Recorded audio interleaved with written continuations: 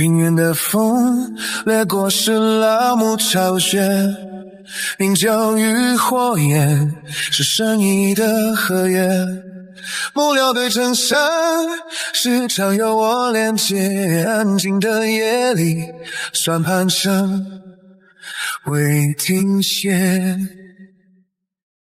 泪光化作缰绳，战车冲破边界，如履平地是秘书金毛大写的注解，东方一日手蓝勾正在清澈，这场游戏里我写下新的章节，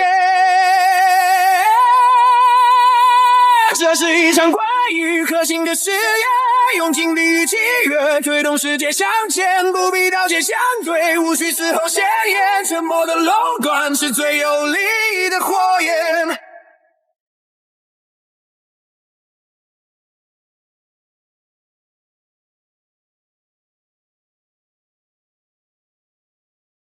陷阱与背叛是交易的失联，我用规则应对应险，天平的两端放着公平与诺言，筹码染着血，但逻辑清晰可见，融入一点燃，心中即将显现，红通只是序幕，好戏还在后面，参与的钟声敲响在黎明之前，我手握答案走入这决定性的房间，这是一场关于可信的誓言，用尽力与契约推动世界向前，不必了解相对，无需嘶吼鲜艳，沉默的垄断是最有力的火焰。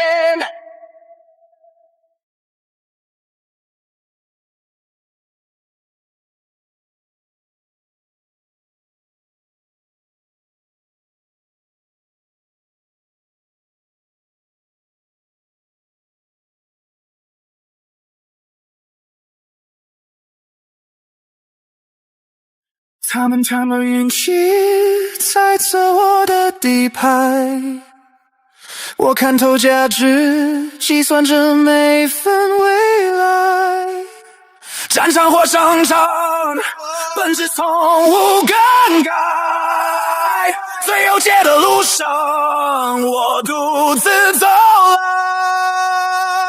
来，可信性报告最后一页写着我的名字和整个新时代，火光映朝下，战车吹响长夜，路在脚下，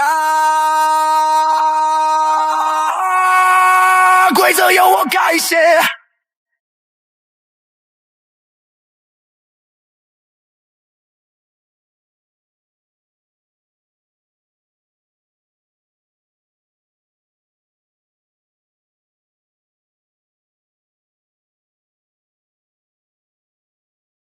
就在不久之前，林鹤才刚完成自己儿时的梦想，在小学门口开了一家小小的杂货铺，眼看就要能过上玩电脑卖货、零食饮料随便吃的神仙日子，结果整个世界所有人都被选入到这莫名其妙的游戏里。根据这光幕中的说法，被选入到战争游戏的人将会代表人类一方参与到同万族之间的战场。我的小卖部，我的零食自由，我的神仙日子，啪！没了，贼老天玩我呢。战争游戏虽然在林鹤看来有点像什么网游，但与网游不同的是，这里并不存在着什么隐藏职业，亦或者说每个人都是隐藏职业。您是否已经决定好自己的成长路线？这个目标决定着每个人的成长潜力，同时也会影响成长难度。也就是说，如果目标是成神的话，可能一辈子都迈不出第一步。但如果目标只是成为一名普通领主，种田养鱼的话，升级难度就会比常人低上100倍。当然，上限自然也高不到哪去。而且这个决定一旦定下后就不能更改。真的是好难的选择题啊！先看看别人是怎么选的吧。你们成长路线都选了吗？怎么还会有人连成长路线都没选好？网游卡捏脸的人见多了，在职业选择上卡住的我还是第一次见。这人是傻的吗？不是兄弟，你认真的。一步快步不快的道理懂不懂兄弟？兄弟，你这开局就落后所有人半天，马上过不了几个小时天就要黑了，实在不行，兄弟你就别纠结，先选个战士保命吧。回头我再传你几招生存技巧，也免得你饿死在这人生地不熟的地方。就现在交易行那帮奸商，嗨，算了，不说了。我认识他吗？如果我记忆没出岔子的话，我应该是不认识这位叫我战狂的。莫非这就是万里挑一的老好人，坚热心肠？不过对方有句话倒是提醒了我，到现在我还没有进交易行看过。奸商，要是在这里也能想吃什么就吃什么，那该多好啊！已捕捉到关键词，想吃什么就吃什么。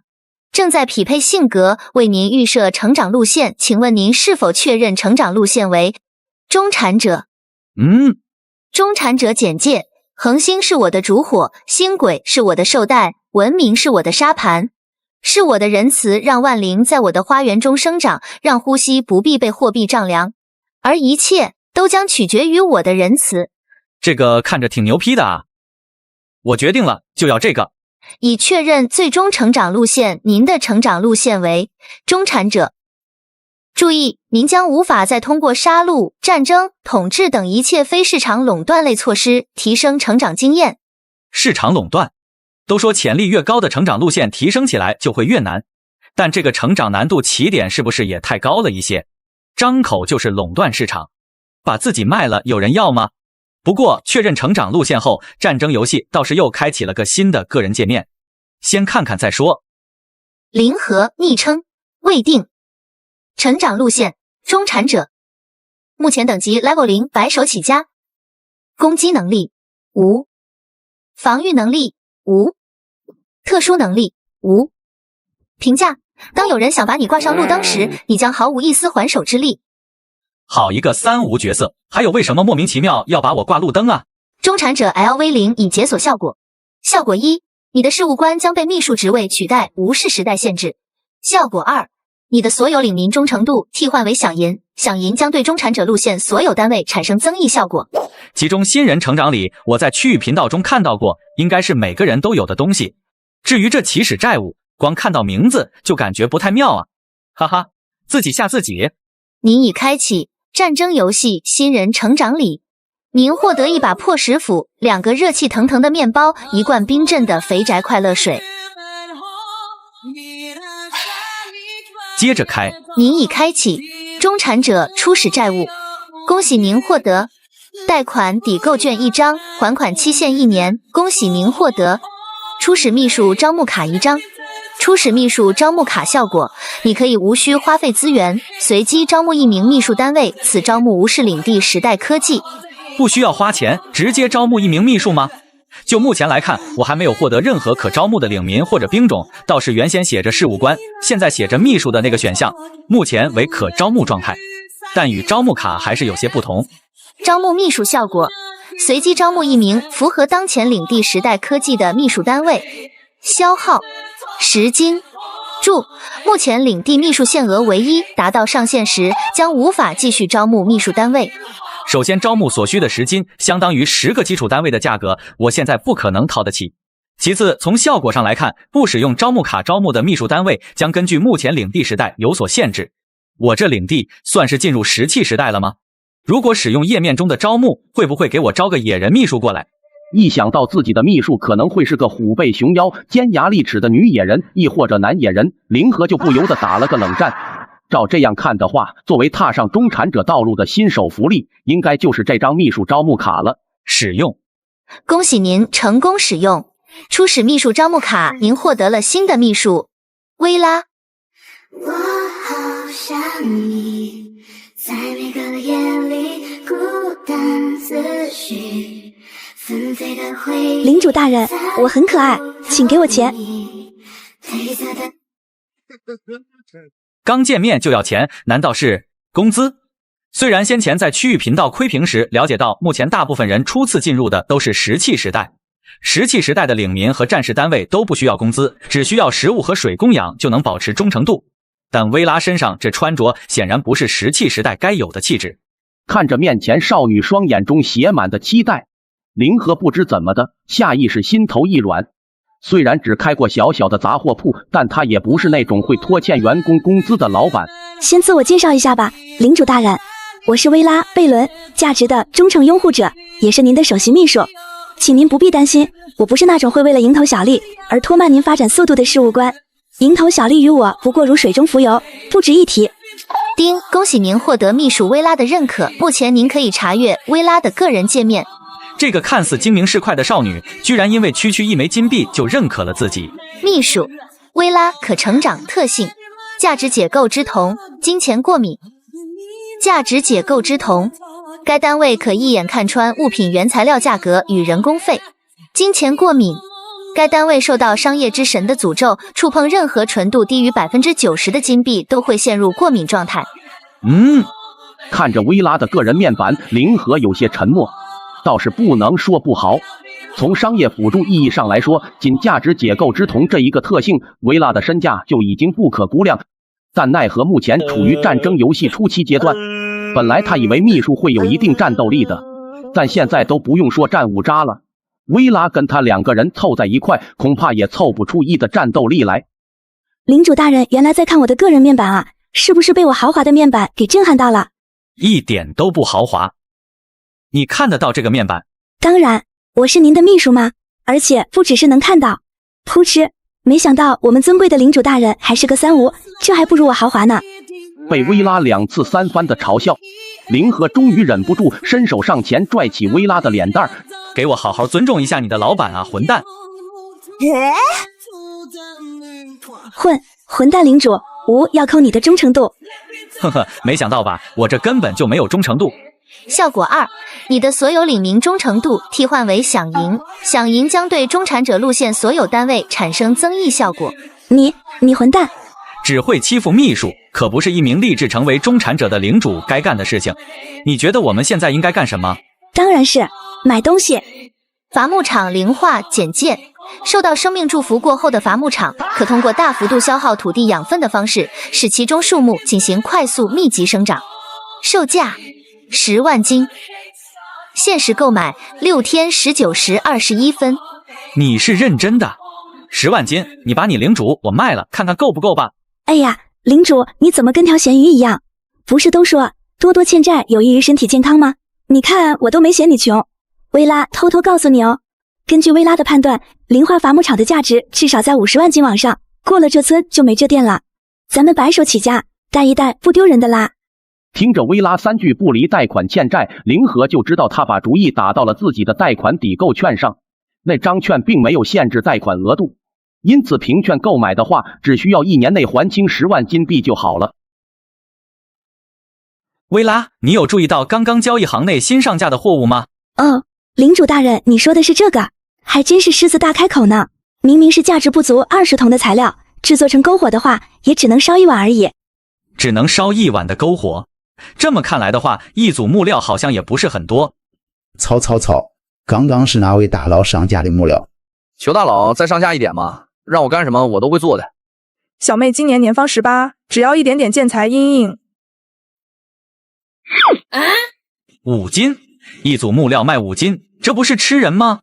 根本不可能有人能一次性拿得出5金，就算有，恐怕也不会去购买区一组木料。因此，这挂售的真正目的应该是以物换物。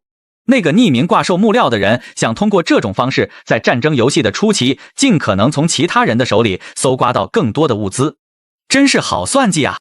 可惜，无论那匿名背后之人是谁，他都要失策了。木料这种东西确实非常容易取得，也不是什么稀罕的物品，但架不住整个区域内所有人初始位置都是随机的。有的人初始去到的地方是戈壁，还有沙漠或雪原这种极端地形，对他们而言，基础建材物资极度紧缺，很多时候完全没有获取途径。同时，极端地形环境还会催生一些极具攻击性的小型生物。可以说，要不是新手礼包送的面包和水，现在这片区域内的伤亡人数会抵达一个很恐怖的数字。不过，极端地形带去的也并不全是坏处。至少在极端地形中，生物爆出铜币的可能性远远超过常规地形。现在距离选择成长路线已经过去了好几个小时，上万人里总有一部分人会选择接受现状，适应当下的环境，而那一批人便是这基础建材物资的受众人群。看来领主你已经有打算了。当然，您的货币不足以购买此商品，是否使用道具、贷款抵购券？是的。您已成功购买商品。伐木场灵化，请选择您要放置的区域。确认放置。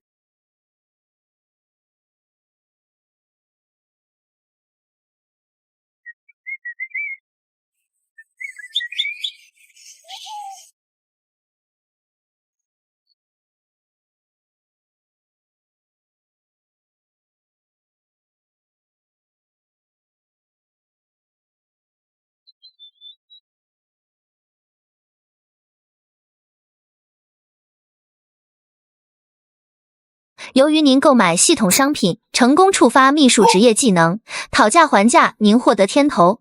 领名招募令契约伐木工。居然还有天头拿！林和没想到薇拉还能给自己带来额外的惊喜。契约伐木工时代，石器时代中产者途径简介。已经得到初步教化，理解利益二字含义的最基础工人单位，他们曾定下契约，宣誓将永远忠于利益。招募价格1金。由于薇拉是林和的秘书，原本给出的金币会重新回到这里来，所以林和不需要担心那1金币会拿不回来。招募姓名无，职业契约伐木工，饷银无，特殊能力无，战斗力5及其低下。好嘛，不愧是基础单位，战斗力刚好等于5的渣渣，也就强过5个自己跟5个薇拉之和而已。除了没有特殊能力之外，契约伐木工的战斗力在1金可招募的领民里，应该已经算是最高等的那一档。纯数值的美感。作为老板，我手底下的第一位正式员工，给自己取个名字怎么样？一切为了利益。我是说让你给自己取个名字。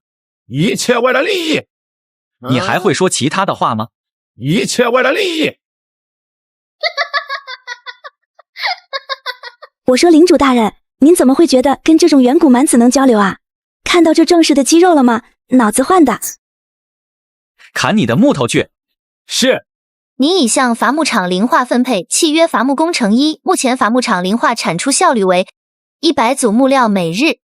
如果我没记错的话，先前交易行内那匿名奸商的木料挂售价格可是5金，结果自己这伐木场内仅1名伐木工的日产出就达到了100组木料。如此一看，这木料还真不是什么珍稀玩意儿。呸！奸商！又是谁在骂我？是否上架木料？是。请问这张图纸可以换多少组木料？是否选择匿名？是。可以换1组。不可能。既然如此，那你去找其他人交易好了，看看除了我之外，还有谁愿意花费大量物资来换你这个现阶段一点用也没有的图纸。而且到时候别怪我没提醒你，即使是以物换物，只要通过交易行也是要交税的。你那青铜时代的图纸交易税应该不低吧？你呵呵，竟然还讨价还价。青铜时代的建筑物图纸，如今除了我以外，他觉得他还能卖给谁？怎么办呀？再这样下去，我要冻死了。早在决定成长路线之时，我便意识到，既然成长的难度与最终目标相关，那么在最终目标上做出手脚，必然能大幅度降低中途的成长难度。虚假的创世神，这便是我精心琢磨后为自己定下的目标。真与假1字之差，让成长难度降低了无数遍。升级给予的能力也没有让我失望。10倍的资源采集量，使得我砍伐一棵树获得的木料在20组到50组之间。现阶段除了我之外，根本不可能有人能同时拿出足够的物资和金币去交换那些珍稀的图纸、道具以及物品。而只要通过交易行快速度过初期，未来完全可以去抢占其他人的生存空间，来弥补自己这过于恐怖的资源消耗。就让那些曾经瞧不起我的人都给我看着吧，这个时代我才是主角。交易行上架了新的物品，木料简介，制作初级基础设施的必备材料，挂售价格1金每组。领主大人，这笔交易利润率太低了。混蛋领主，你到底有没有在听我说话？你觉得我售价定得太便宜了？虽然在他看来，木料的真实价值只有20铜左右，但在一个面包都卖到50铜的当下，即使零和价格定得更贵一些，也不至于会卖不出去。1金的价格500%的利益，在薇拉眼里还远远不够。也就是目前他身为零和的秘书，如果身份对调，薇拉断不可能将这些木材贱卖。心中疑惑被薇拉全盘托出。听完零和才知道，薇拉为什么上架完木料后便一副气鼓鼓的模样。你就是典型的维多利亚时代资本家思想。听说过博弈论吗？什么意思？所谓博弈论，就是研究在人与人相互影响时，如何做出对自己最有利的选择。在我看来，如今的交易行便是一场零和博弈。木料是目前一定能成功出售的必需品，但整个交易行内所有人手中的钱却是有限的。所谓零和博弈，完全由竞争组成，没有任何合作可能，因为一方的收益必定为另一方的损失。也就是说，如果我们想要获得更多的金币，那么就必然会夺取其他出售者的利益。按照您的意思，那些同样出售物品的人才是我们的敌人。如果我们想要获得更多的收入，最好的办法就是降价压缩其他人的生存空间。在交易行内利益固定的前提下，他们根本就没必要去跟其他商人合作共赢。用100组木料换取500个金币所带来的收益，其实远不如用1000组木料换取1000个金币。完全正确。而且我觉得我们可以做得更极端一些。更极端？没错，1金币1组的木料放在现在，我还是觉得太贵。要做，干脆就做绝，一口吃掉整个交易行所有的利益，把那些黑心商人全部饿死。您挂售的木料成10组已全部出售完毕。那个该死的混蛋，他究竟知不知道他在干什么？良心小贩是吧？咱们走着瞧。卖了10组木料，扣掉税到手8枚金币。薇拉，你要拿会儿吗？嘿嘿，领主大人万岁！快点吧，领主大人，继续加大产出，我都已经迫不及待想看到那群交易行奸商的哭丧脸了。到时候他们的表情一定会很好玩。说起来，咸鱼如领主大人，这些博弈论的知识都是从哪里学的？哈哈哈，秘密。好吧，话说领主大人准备如何处理这几枚金币？这还不简单，再招4个伐木工，然后去交易行购买4把石斧。怎么，我这方案有什么不对吗？我是说，有没有一种可能，您其实可以考虑一下，拉高一些响银呢？调整为满响。契约府战士。契约府战士简介：利益指数的持续升高，使他们情绪无比高昂。对于如今的他们而言，伐人与伐木一样轻松。词条义：高昂。此单位资源产出速率提升 150%， 战斗力提升 100%。词条2：勇烈。交战时，死亡将不能作为震慑条件，降低此单位士气，且外貌类恐吓对此单位无效。如此豪华的属性，根本就不是价值1金的基础领民单位应该有的面板。我在区域频道内看到的所有基础单位，与如今的契约府战士对比，都显得无比逊色。除了保持持久战斗力，每月需要花费整整450铜之外，这个兵种几乎没有任何缺点。这次多亏你了，领主大人。混蛋领主，你在干什么？我不是你想的那种秘书。我想的是哪种秘术？你够了啊！我还不至于饥渴到对维多利亚时代的黑心资本家下手。哈，你个连响银都没想过要发的混蛋中产者，没资格说我吧？确认过眼神是半斤8两的人，反正也不是第一次拌嘴了。灵和正想主动缓和一下现在的气氛，然而下一刻他就看到薇拉眼神突然变换，然后举起权杖狠狠敲落在地。来人！什么？痛痛痛！感谢的话回头再说吧。看起来外面来了点不速之客。不管外面是谁，让我们去会会他们。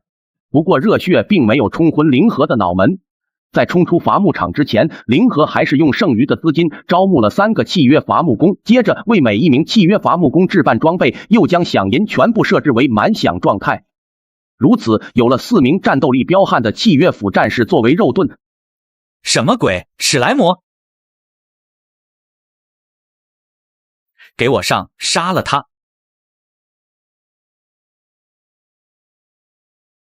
恭喜您完成首次针对外族领主的战争胜利，您获得成长经验0，您获得战利品5。外族领主，好不容易遇上一次外族领主，结果对方就这么没了。要知道，从战争游戏出现到现在的时间里，区域频道内还没有人传出发现外族领主的消息。虽然有可能是那些遇到过外族领主的人隐瞒了相关消息，但也有可能这是与外族领主的首次接触。还是提醒一下其他玩家吧，小心圆滚滚滑溜溜，看上去像是史莱姆的东西，那是外族生物，也可能是外族领主，具有很强的攻击性，会杀人。楼上玩游戏玩魔怔了吧？连史莱姆都出来了，要不要我吃啥个智谋给你助助兴？我倒是希望碰上史莱姆，而不是被一群该死的狼追着咬，救命啊！等等，你们没看到那条消息是谁发的吗？臭，港主已到是小贩哥。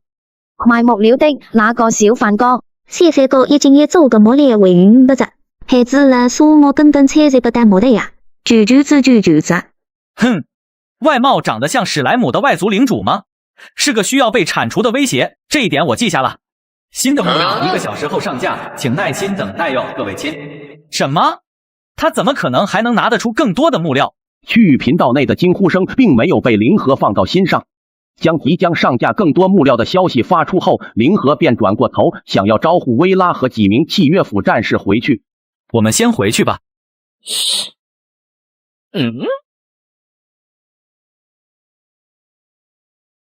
看来我猜的不错，找到你了。居然又是一只史莱姆！如果我猜的不错的话，躲在草地下这个家伙才是刚刚袭击我们的幕后黑手。混蛋领主，你打算怎么处置这个家伙？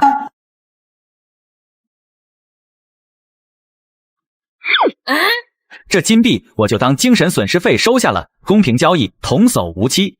但你先前想要杀我，这件事可不止这点钱。没钱，那可就不好意思喽。斧下琉球，怎么了吗？我刚刚好像看到了钱。你这家伙不老实啊！就是这个。薇拉指向史莱姆掏出的凝胶，想要触碰，但又不敢直接上手。他才想到一个好主意，用手中权杖轻轻戳向史莱姆举着的凝胶。非常高效且好用的引火物，我估价在30铜一个往上。30铜一个。凌河闻言，目光看向史莱姆，那圆滚滚的身体不再像是一个敌对领主，反倒更像是一个咧嘴笑着的财神爷。听上去30铜不是个很值钱的价格，但要知道，被薇拉估价到20铜的木料，在如今的交易行内可不止这个价格。最重要的是，目前整个交易行内都还没有任何人出售引火物。如果凌河能够开拓这个市场，他将会是交易行内第一个吃螃蟹的人，同时也是垄断者。我们来做笔交易怎么样？我用1枚金币和你换9个凝胶，你看怎么样？你这样偷奸耍滑的，咱们友情可就淡了。咦，这些小凝胶价值好像更高哎，更稳定，更适合携带，可以存放以备不时之需。这样的小凝胶大概价值50铜左右。交易愉快。与此同时，新的货物被凌河直接上架到交易行内。火史莱姆凝胶简介：火焰史莱姆的排泄物适合长期存放的火种，可用来引燃易燃物品。挂售价格1斤1个，含交易税20%。与木料不同，这些凝胶虽然挂售价格按照当前市价来说不算很离谱，但也没有很快售出成功。毕竟火种这个东西，老祖可是传下了钻木取火的方法，只要用1金币招募一个领民，然后愿意花费一些功夫，应该不算难搞。倒是火史莱姆凝胶这个名字，让区域频道内掀起了一波讨论热潮。居然真的有史莱姆这种生物，我还以为是小范哥在逗大家玩呢。等等，小范哥上架了这么多史莱姆素材，是已经杀到其他种族领主的领地了吗？666，还得是小范哥，发展开奖2不误。18岁女大学生求带求带加1，求带加10086。引火物在现在应该不太好卖，站在共抗外族的角度下，我买一份支持一下吧。行了，你走吧，有事没事常来玩。能带一些交易的货物来就更好了，咱们可以互通有无嘛。当宠物卖应该能卖个好价钱。你这是打算继续跟我交易？但是我现在已经没有金币了。温温的，软软的，滑滑的，做成沙发之类的奢侈品，应该能卖到10斤以上。行了，别吓他了。你不会不打算走了，准备赖在我这儿了吧？看样子他好像还真打算跟着我们了。领主大人，要不我们就让他留下吧，就当是宠物兼备用资金。以后就叫你汉堡好了。他起名只是想更好的称呼自己这个未来合作伙伴，绝没有把对方当成宠物的意思。汉堡这个名字好，让我想到了家的味道。没想到领主大人你还怪会取名的吗？那当然，你家领主可是文化人。这边事情都结束了，你们还站在这儿干什么？你们难道指望树木自己把自己变成木料吗？还不快给我回去砍树！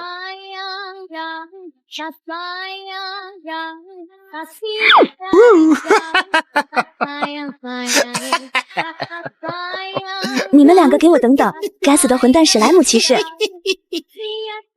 哇，这批木料好像有点多，大概100组的样子。薇拉，帮我上架。我就知道会是这样。好，有事秘书干嘛？我懂。按照4个满响契约府战士的效率，1个小时产出100组木料是个很正常的数字。战争游戏的交易行可不是什么乾坤圈，喊一声收就能把方圆几十里的资源全部收进去。想要在交易行上架东西，至少在目前这个阶段，只能接触自己已有的物资，然后一个一个或一组一组的上架。都已经超过1个小时了，小范哥怎么还没有上架木料啊？应该是遇到事情耽搁了吧？毕竟先前都遭遇外族领主了，说不定小范哥在很危险的地方呢。对于灵河是否会继续上架木料，聊天频道内大部分人都是毫不怀疑的。因为明眼人都能看出，现如今初期正是木料最缺乏的时候，有能力开采多余木料的人绝不会放过现在这个可以大赚的机会。唯一让他们担心的便是灵河接下来上架的木料价格。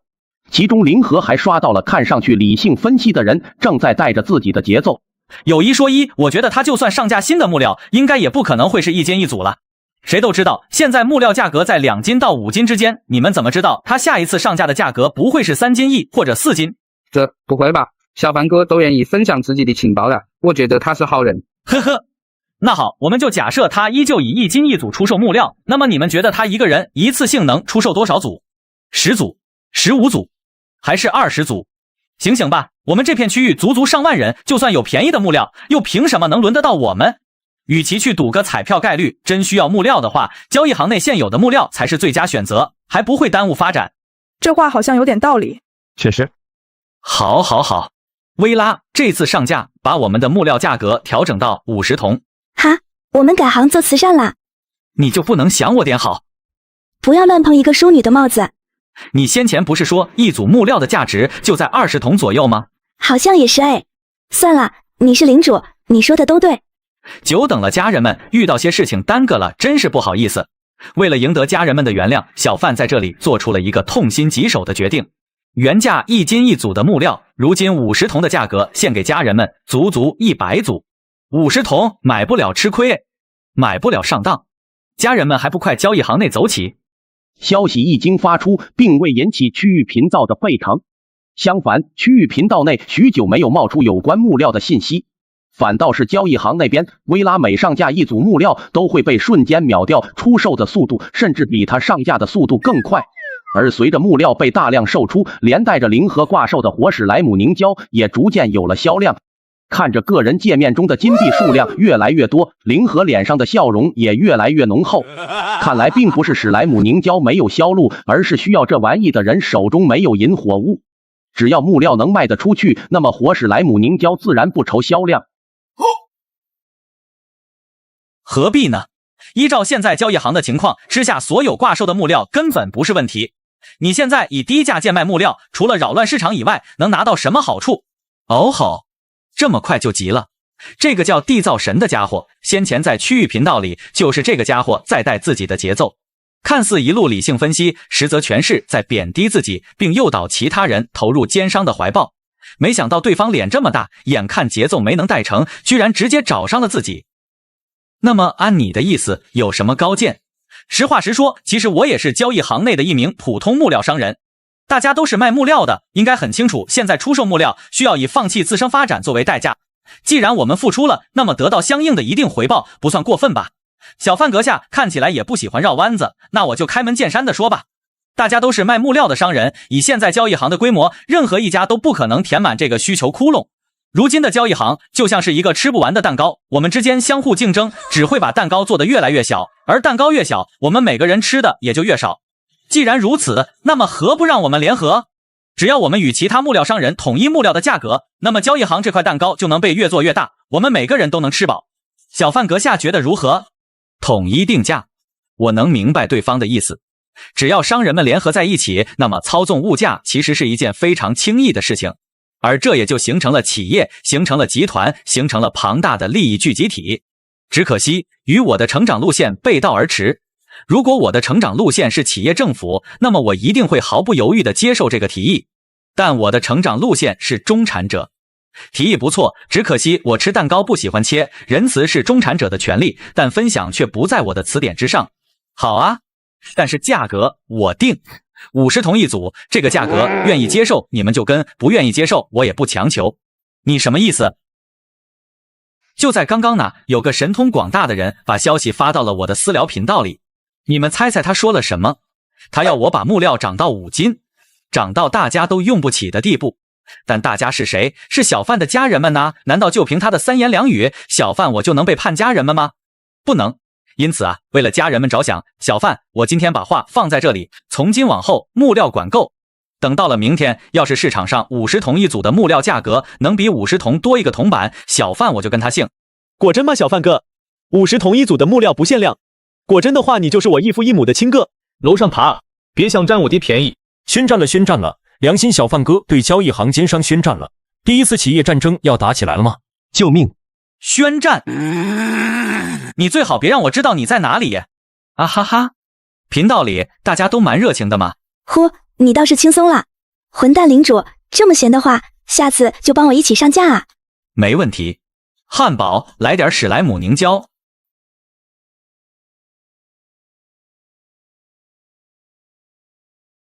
哈哈哈，这会儿功夫给你赚了5斤，在史莱姆里你也是个小富翁了吧？好了，这次上架我可是自己一个人完成的，下一批木料就拜托你喽。哈，混蛋领主，你给我好好看着，这里一个淑女，一个可爱的女孩子，你就忍心让她一直干粗活吗？不忍心，但我可以不把你看成一个可爱的女孩子，而是看成一个维多利亚时代的黑心资本家，这样我的良心就好受多了。原来你只在乎你的良心受不受谴责是吗？作为一个有良心的新时代小贩，他是不会对古早时期的黑心资本家妥协的。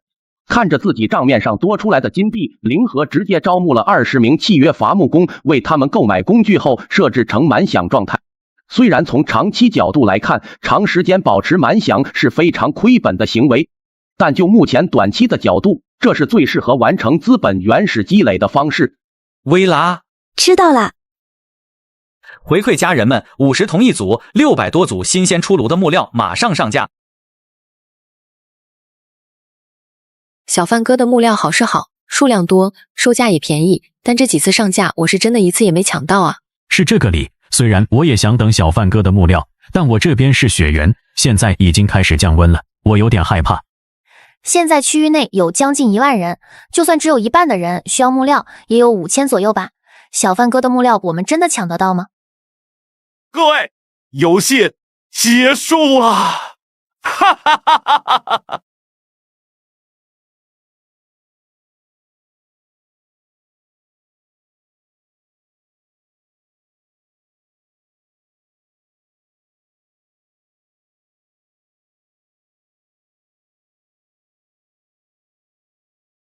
输了，他们输得一败涂地，嘿嘿，成为利益的宠儿，这才该是被我选中的领主大人。薇拉，你在嘀咕什么？也没发烧啊，怎么笑得这么瘆人？行啦行啦，别生气啦。这是什么？快乐水，现在交易行里1斤1瓶呢。1斤就玩1值1枚金币。安了安了，反正花出去钱不久之后也会回到我们这里。庆祝我们完成资本的原始积累，干杯！很甜，是吧？可惜没有冰块，也没有汉堡，快乐水跟冰块和汉堡更配呢。既然都给你取名叫汉堡，那就请你也喝一杯好了。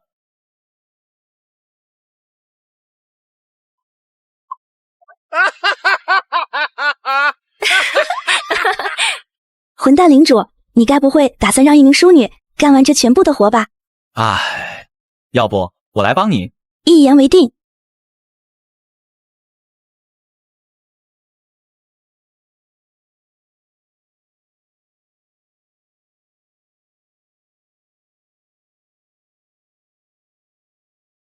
久等了，久等了，家人们久等了。多亏了家人们照顾小贩生意，小贩深感感激。为此，50铜一组，4000组木料奉上。4000组，小贩哥，你真没多大一个零嘛？有句话我老早就想说了，为什么小贩哥给我一种新手村基础 NPC 商人的感觉？我去，这么说还真像。这个家伙究竟是何方神圣？混蛋领主，混蛋领主！怎么了，薇拉？那些奸商们把价格调整到跟我们一样了呢。哦，好，看来他们忍不住了。薇拉，我们的木料价格直接降到30铜，呢。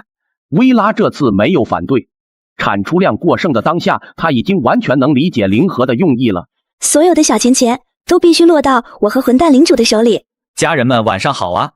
今天的天气有些太凉，小范穿得很厚，都不免打了个喷嚏。所以小范我就担心呐，家人们要是着凉了该怎么办？生病了又该怎么办？转念一想，让家人们都能取上暖，家人们不就不会生病了吗？为家人们的身体着想，从今晚开始，小范这的木料统一降价到30铜一组。呜呜，没想到战争游戏里也会有小范哥这样的大好人。30铜一组木料，半个面包的价钱，小范哥这真的不是白送吗？现在竟然卖到30铜了，砍了一半的收益，就是要把我往死路上逼吗？好，价格战是吧？我看看你价格还能降到多低。哎，混蛋领主，那些人把木料价格降到15铜了哎，我们要继续降价吗？15铜？白痴！我们不用降价，把他们的木料买下来就行，还有的赚。哦，为什么会变成这样？难道他不应该继续降价吗？对方将木料的价格压到30铜，根本就不是在耍脾气，而是有预谋的打压木料利润。那个叫良心小贩的家伙已经有信心吃下交易行内木料这一方面的全部蛋糕。这才1天都不到的时间，仅凭一个交易行，居然就养出了这么个巨无霸。领主大人，您的领民荒野仆从忠诚度降低5点。呵呵，你们也看不起我是不是？不，领主大人，我们只是担心您。够了，我知道你们都看不起我。我是个没用的废物，我是个脑子不好的傻瓜。现在你们都满意了吗？满意了吗？您的领民荒野仆从忠诚度降低10点。那个您需要的木料我放在这里了。我不该是这样的，不该是这样的。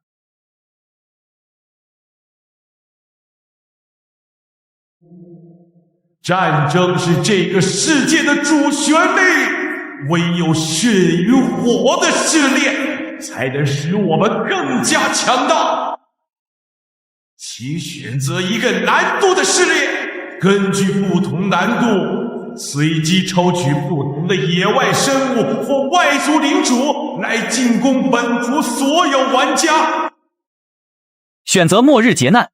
以目前区域强度，末日劫难有几率导致所有生灵尽数消亡，是否继续？是。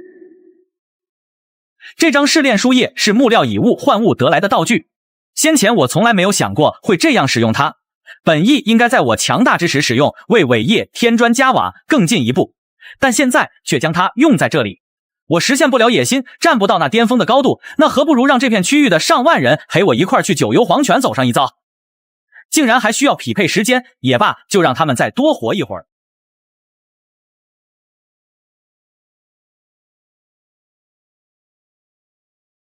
领主大人总算有那么一捏捏小钱了呢，嘿嘿。你啊你，我都怀疑要是有1万金币，你能把你老板我给卖了。金钱的气息，好重的金钱的气息，每一枚金币都是妈妈的小可爱。捕获时间到了，我亲爱的合作伙伴。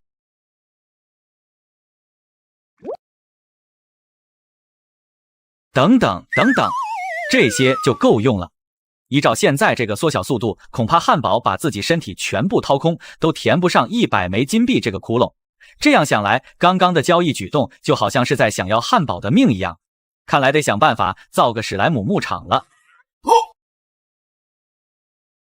恭喜您获得升级奖励。交易行黑铁贵宾卡虽然只是5%的税率，但可不能小看这张贵宾卡。这意味着同样的东西售价95铜，收益要高于其他人售价100铜的净收入。这将会是压死交易行其他商人的最后一根稻草。原来我的初始领民就是这个随机领民招募令啊！如果没有薇拉讨来的那个天头，没有契约伐木工，我的开局恐怕真的要成为地狱难度，比现在难上10倍不止。看我干什么，混蛋领主！没什么，使用初始招募令。恭喜您获得基础领民单位牛马。牛马，听上去好像不是什么正经领民的样子。牛马时代特殊中产者途径。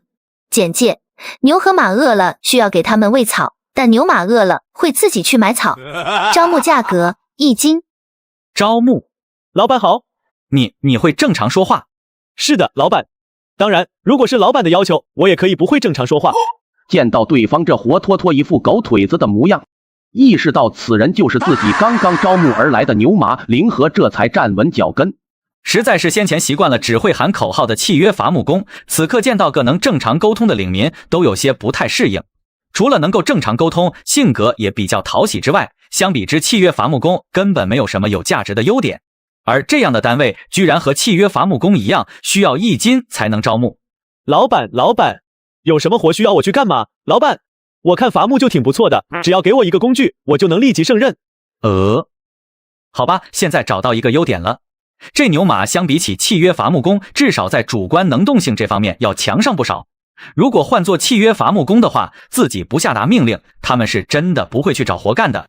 姓名无，职业牛马，饗银无，特殊能力自我提升，自力更生，战斗力1聊胜于无。2个特殊能力。自我提升简介，用进废退，一名合格的牛马需要永远拥有一颗上进之心。效果每工作24小时，战斗力+1，上限为当前时代阶段乘以3，每休息24小时，战斗力减1，最低为1。也就是说，在目前石器时代，牛马的战斗力最多可以增加到4吗？就目前石器时代而言，这特殊能力只能说是华而不实。毕竟契约伐木工虽然没有特殊能力，但初始战力便有足足5点。牛马就算将 buff 叠满，战斗力也依旧要比契约伐木工更低。而且想要保持战斗力，就必须保证牛马的工作时间大于休息时间。如果像契约伐木工一样，每日工作12小时，休息12小时的话，那么战斗力是永远不可能提升的。自力更生效果，当此单位处于满饷状态时，饱食度恒定为饱腹状态，无需食物供给。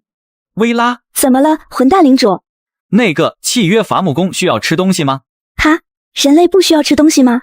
不对，混蛋领主，你该不会就没打算给他们吃东西吧？我这不是不了解才问你的吗？混蛋领主，我来帮你准备今天夜里的工作餐吧。人饿死了，招募费和饷银可就都白花了。有道理，事已至此，先吃饭吧。嘿嘿嘿，清汤来了。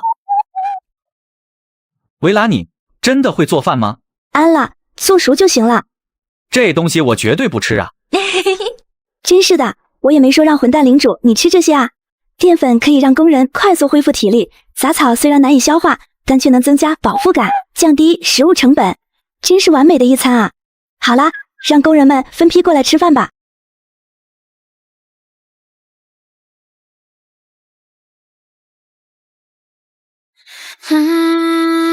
摇摆在锅里跳舞，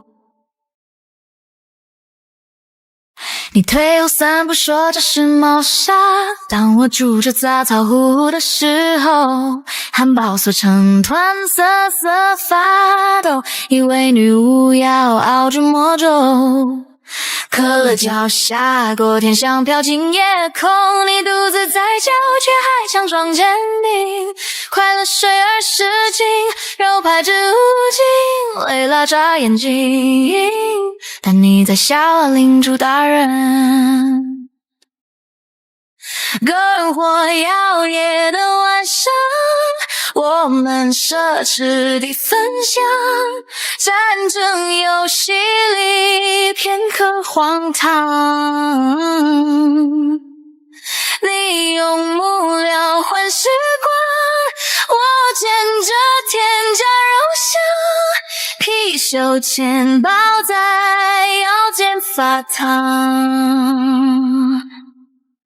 巨马特质闪烁微光，去频道厮杀阵忙。你擦着嘴边的柚子，30组木料像是蛇流浪。没想到你竟然会正经做菜。我当然会做菜，混蛋领主，看你以后还敢不敢再质疑本小姐的厨艺。这才是我想要的意思吧。对了，有个好东西送你。是否对秘书薇拉使用道具秘书培训券？确认使用。秘书薇拉可成长，特性价值解构之瞳，金钱过敏指数刺激，貔貅钱包指数刺激。简介：大饼在前，如何不驼？效果：通过承诺长期满饷，可激发中产者路线领民或兵种潜力，概率提升领民职业等级。注：当承诺无法实现时，100%触发领民反叛。貔貅钱包简介：大貔貅，大貔貅，只进不出的大貔貅。貔貅大貔貅，喝白酒，喝啤酒，喝红酒，喝洋酒。效果：貔貅钱包会试图咬碎所有在它嘴里掏东西的物体，主动释放时可上架5米内，属于我方的有效商品。战斗力3。指数刺激这个100%触发反叛，时刻都在说明这能力就是把双刃剑。如果想使用这个能力，必须要为未来留够充足的资金，否则很容易演变成搬起石头砸自己脚，得不偿失。这个貔貅钱包可是个好东西，先前上架4000组木料，可是把我给累坏了。日后如果要拓展更多商品的话，光上架的交易行就是个非常麻烦的事情。但有了薇拉的貔貅钱包则不同，主动使用时上架5米内所有商品，这将极大提升我这边的上架效率。最主要的是，日后上架木料的话，我又可以把活儿全部心安理得的丢给薇拉了。请问是否接受私聊？同意。我可以用这张图纸换取一些木料吗？薇拉，帮我估个价。青铜时代的图纸差不多10斤吧，不是什么值钱的玩意儿。10斤啊！30组木料同意的话直接交易，不接受可以转去别家。30组，好。为什么要帮我？你应该知道那张图纸在现在的价值，即使将报价少上10倍，我也会同意的。不是大哥，大姐你千万别多想，我就只是正常报价罢。你是个好人。没想到正常做个交易还能被发好人卡，也不知道是对方太颠了，还是这个世界太颠了。领主灵与优哥对您使用特殊能力练手之约，您的所在方位已对领主灵与优哥高亮，您解锁新的面板，好友面板。这是什么意思？你刚刚才说我是个好人，但我想好人不应该被拿枪指着吧？抱歉，是我脑子有些不清晰，太过愉悦了。我只是觉得像你这样的好人在现在这个世道很危险。猎手之约是我成长路线中的特殊能力，可以让我感知到目标的方位与生命状况，但每个时代只能以一个目标绑定。如果我能成功活下去，日后你有什么危险的话，我想我可以帮你。不需要。如果是真的，那么大家自然相安无事。但如果是假的话，我手中的将近200位契约服战士也不是拿空想的。唉，人心呐，冷透了。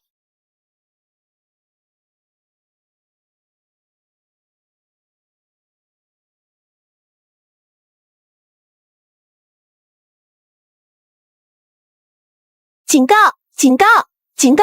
鬼灵一族已使用最终战略9重高塔，鬼灵一族已使用最终战略镜像致敬。有没有大佬知道现在是什么情况？鬼灵族是什么？最终战略又是什么？天上掉下来的高塔又是个什么东西？不知道啊，我今天到目前为止连小范哥说的史莱姆都没见到过。你们有没有注意到区域聊天频道开始减员了？一整天都几乎没有任何减员的区域频道，居然在现如今这短短几分钟内就减少了几十人，这个减员速度太快了。要知道这片区域才只有1万人，如果按照这个速度减员下去，恐怕1天时间活人数量就要减半，再进一步的话3天之内所有人都要死。哈哈哈哈哈哈！都要死，所有人都要跟我一起去死！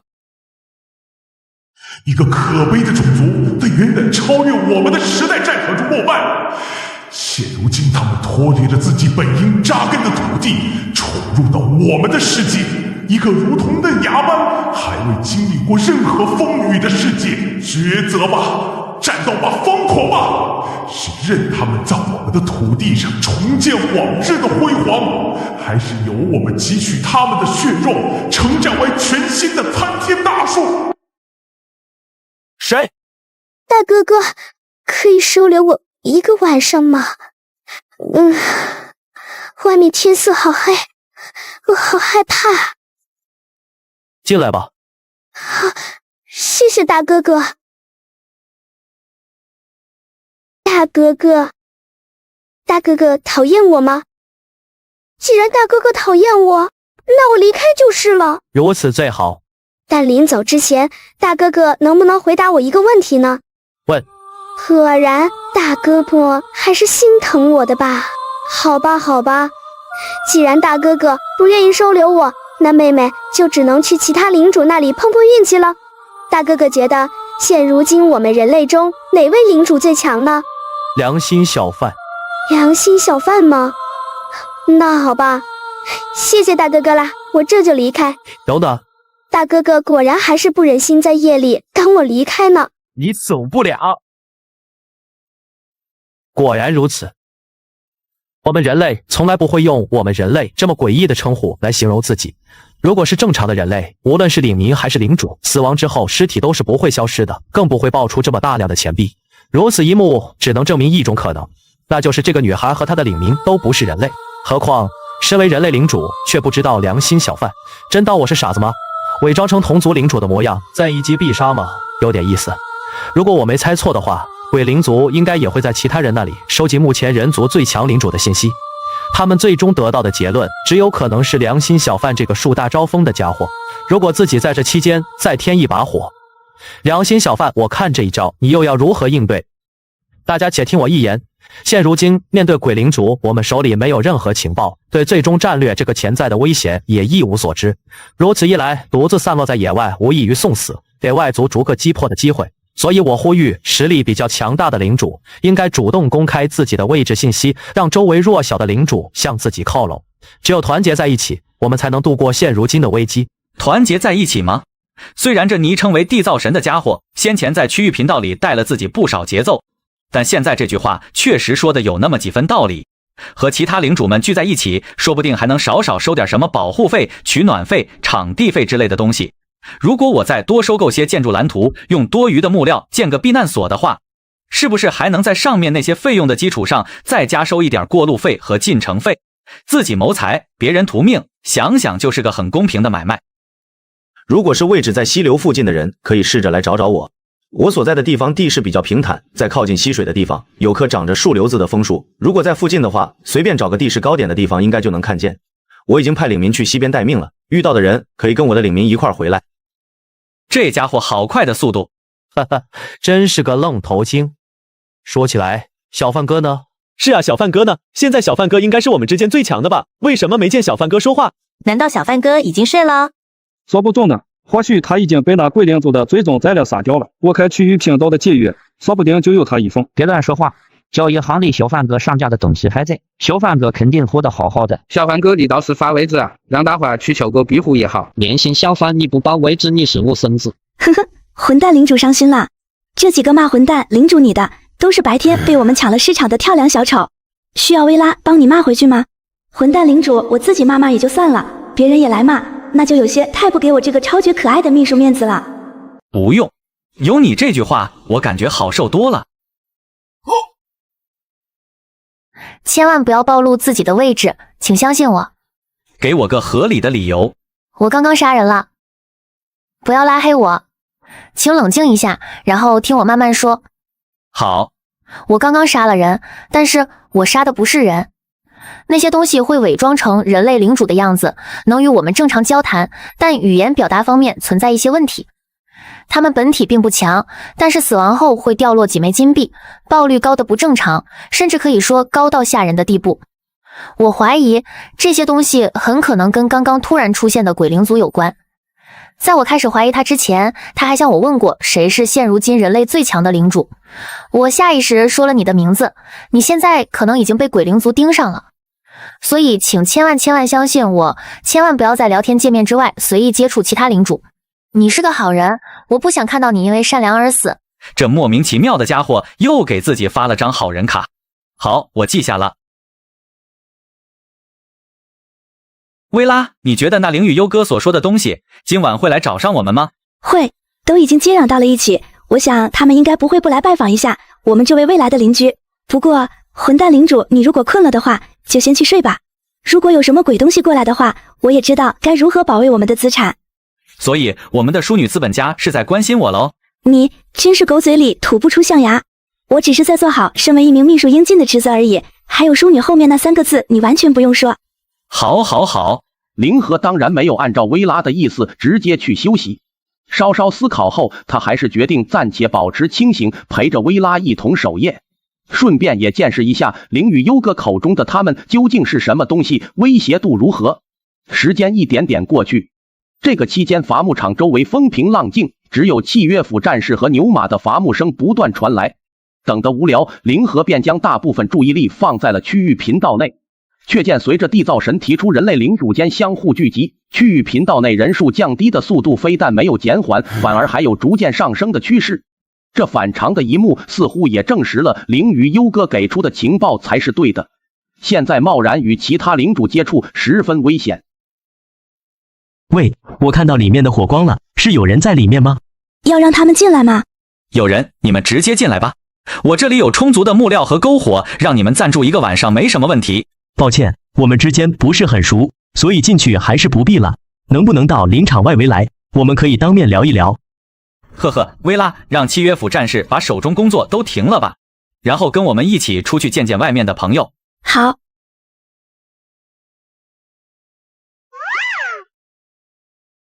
我叫柳琪，这么晚还叨扰两位，真的很不好意思。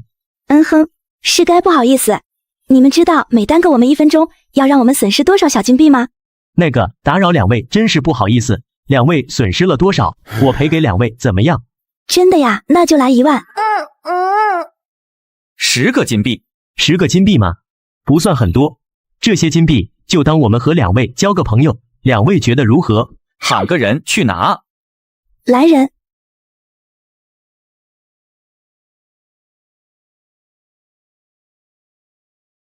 我是带着善意来的，没有欺骗两位的必要。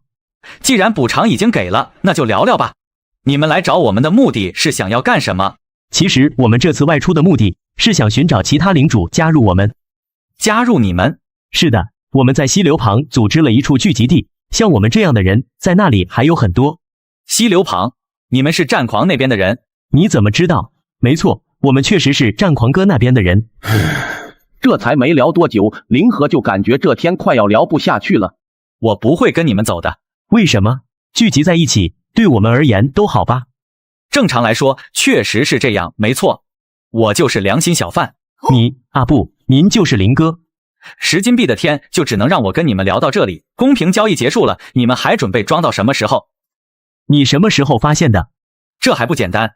其一，我很确认我这附近没有溪流，战狂那儿的人绝对不可能离我很近。其二，我从来没有说过我姓林，也确认自己绝不认识你。你是怎么凭借一个昵称就脱口而出我的真实姓氏的？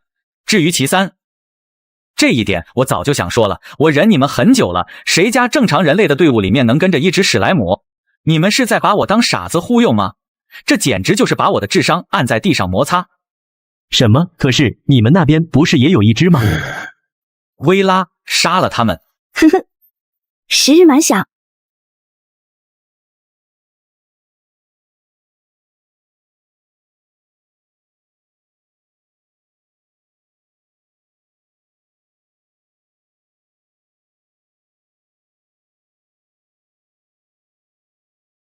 为了利益，一切为了利益，为了更多的利益，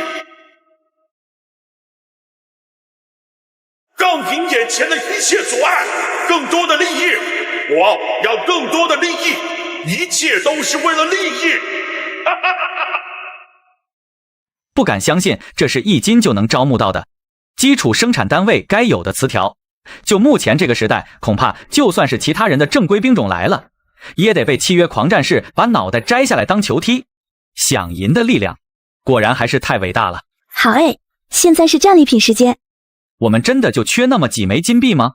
你不懂，混蛋领主，赚钱可以是一种目的，也可以是一种乐趣。我这是在享受勤劳致富的过程。但你只是弯腰把钱捡起来。这是什么？没见过的东西，难道是爆了什么图纸或者装备？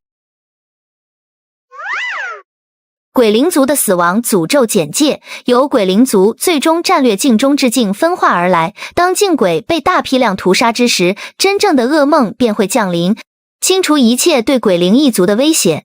效果与我方核心建筑使用，若我方时代低于第3阶段，可作为时代标杆，提前进入伪时代。好恐怖的简介哦，要被当垃圾清理掉了呢。薇拉好害怕哦。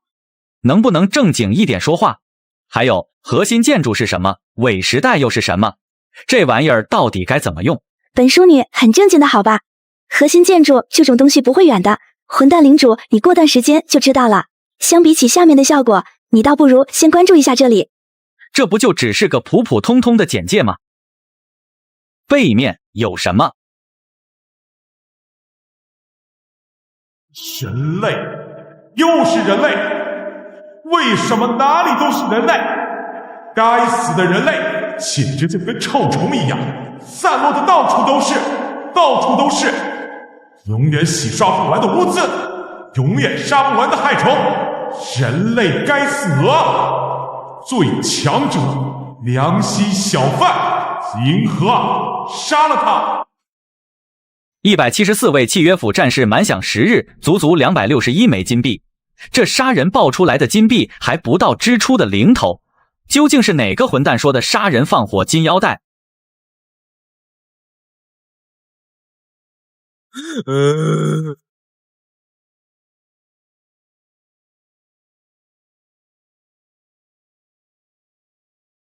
混蛋领主，愣着干什么？还不快退开！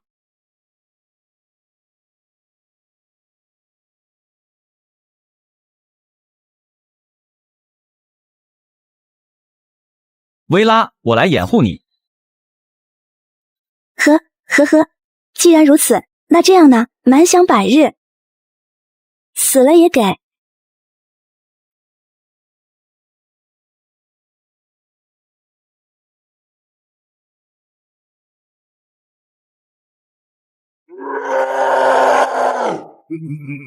契约鬼战士于生死边缘感受灵化，领悟世间真理而演变出的终极兵种单位。生是逐利的人，死是逐利的鬼。万物皆虚，唯利为实。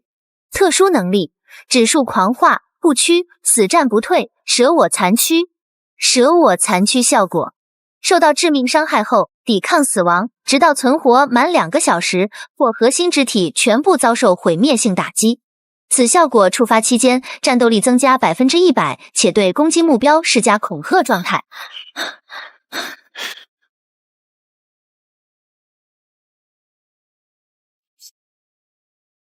你怎么突然变得这么强的？汉堡，你先等等，我去验证一下我的猜想。混蛋领主，你又在想些什么？我想实验一下我的猜想。哼哼哈哈哈哈！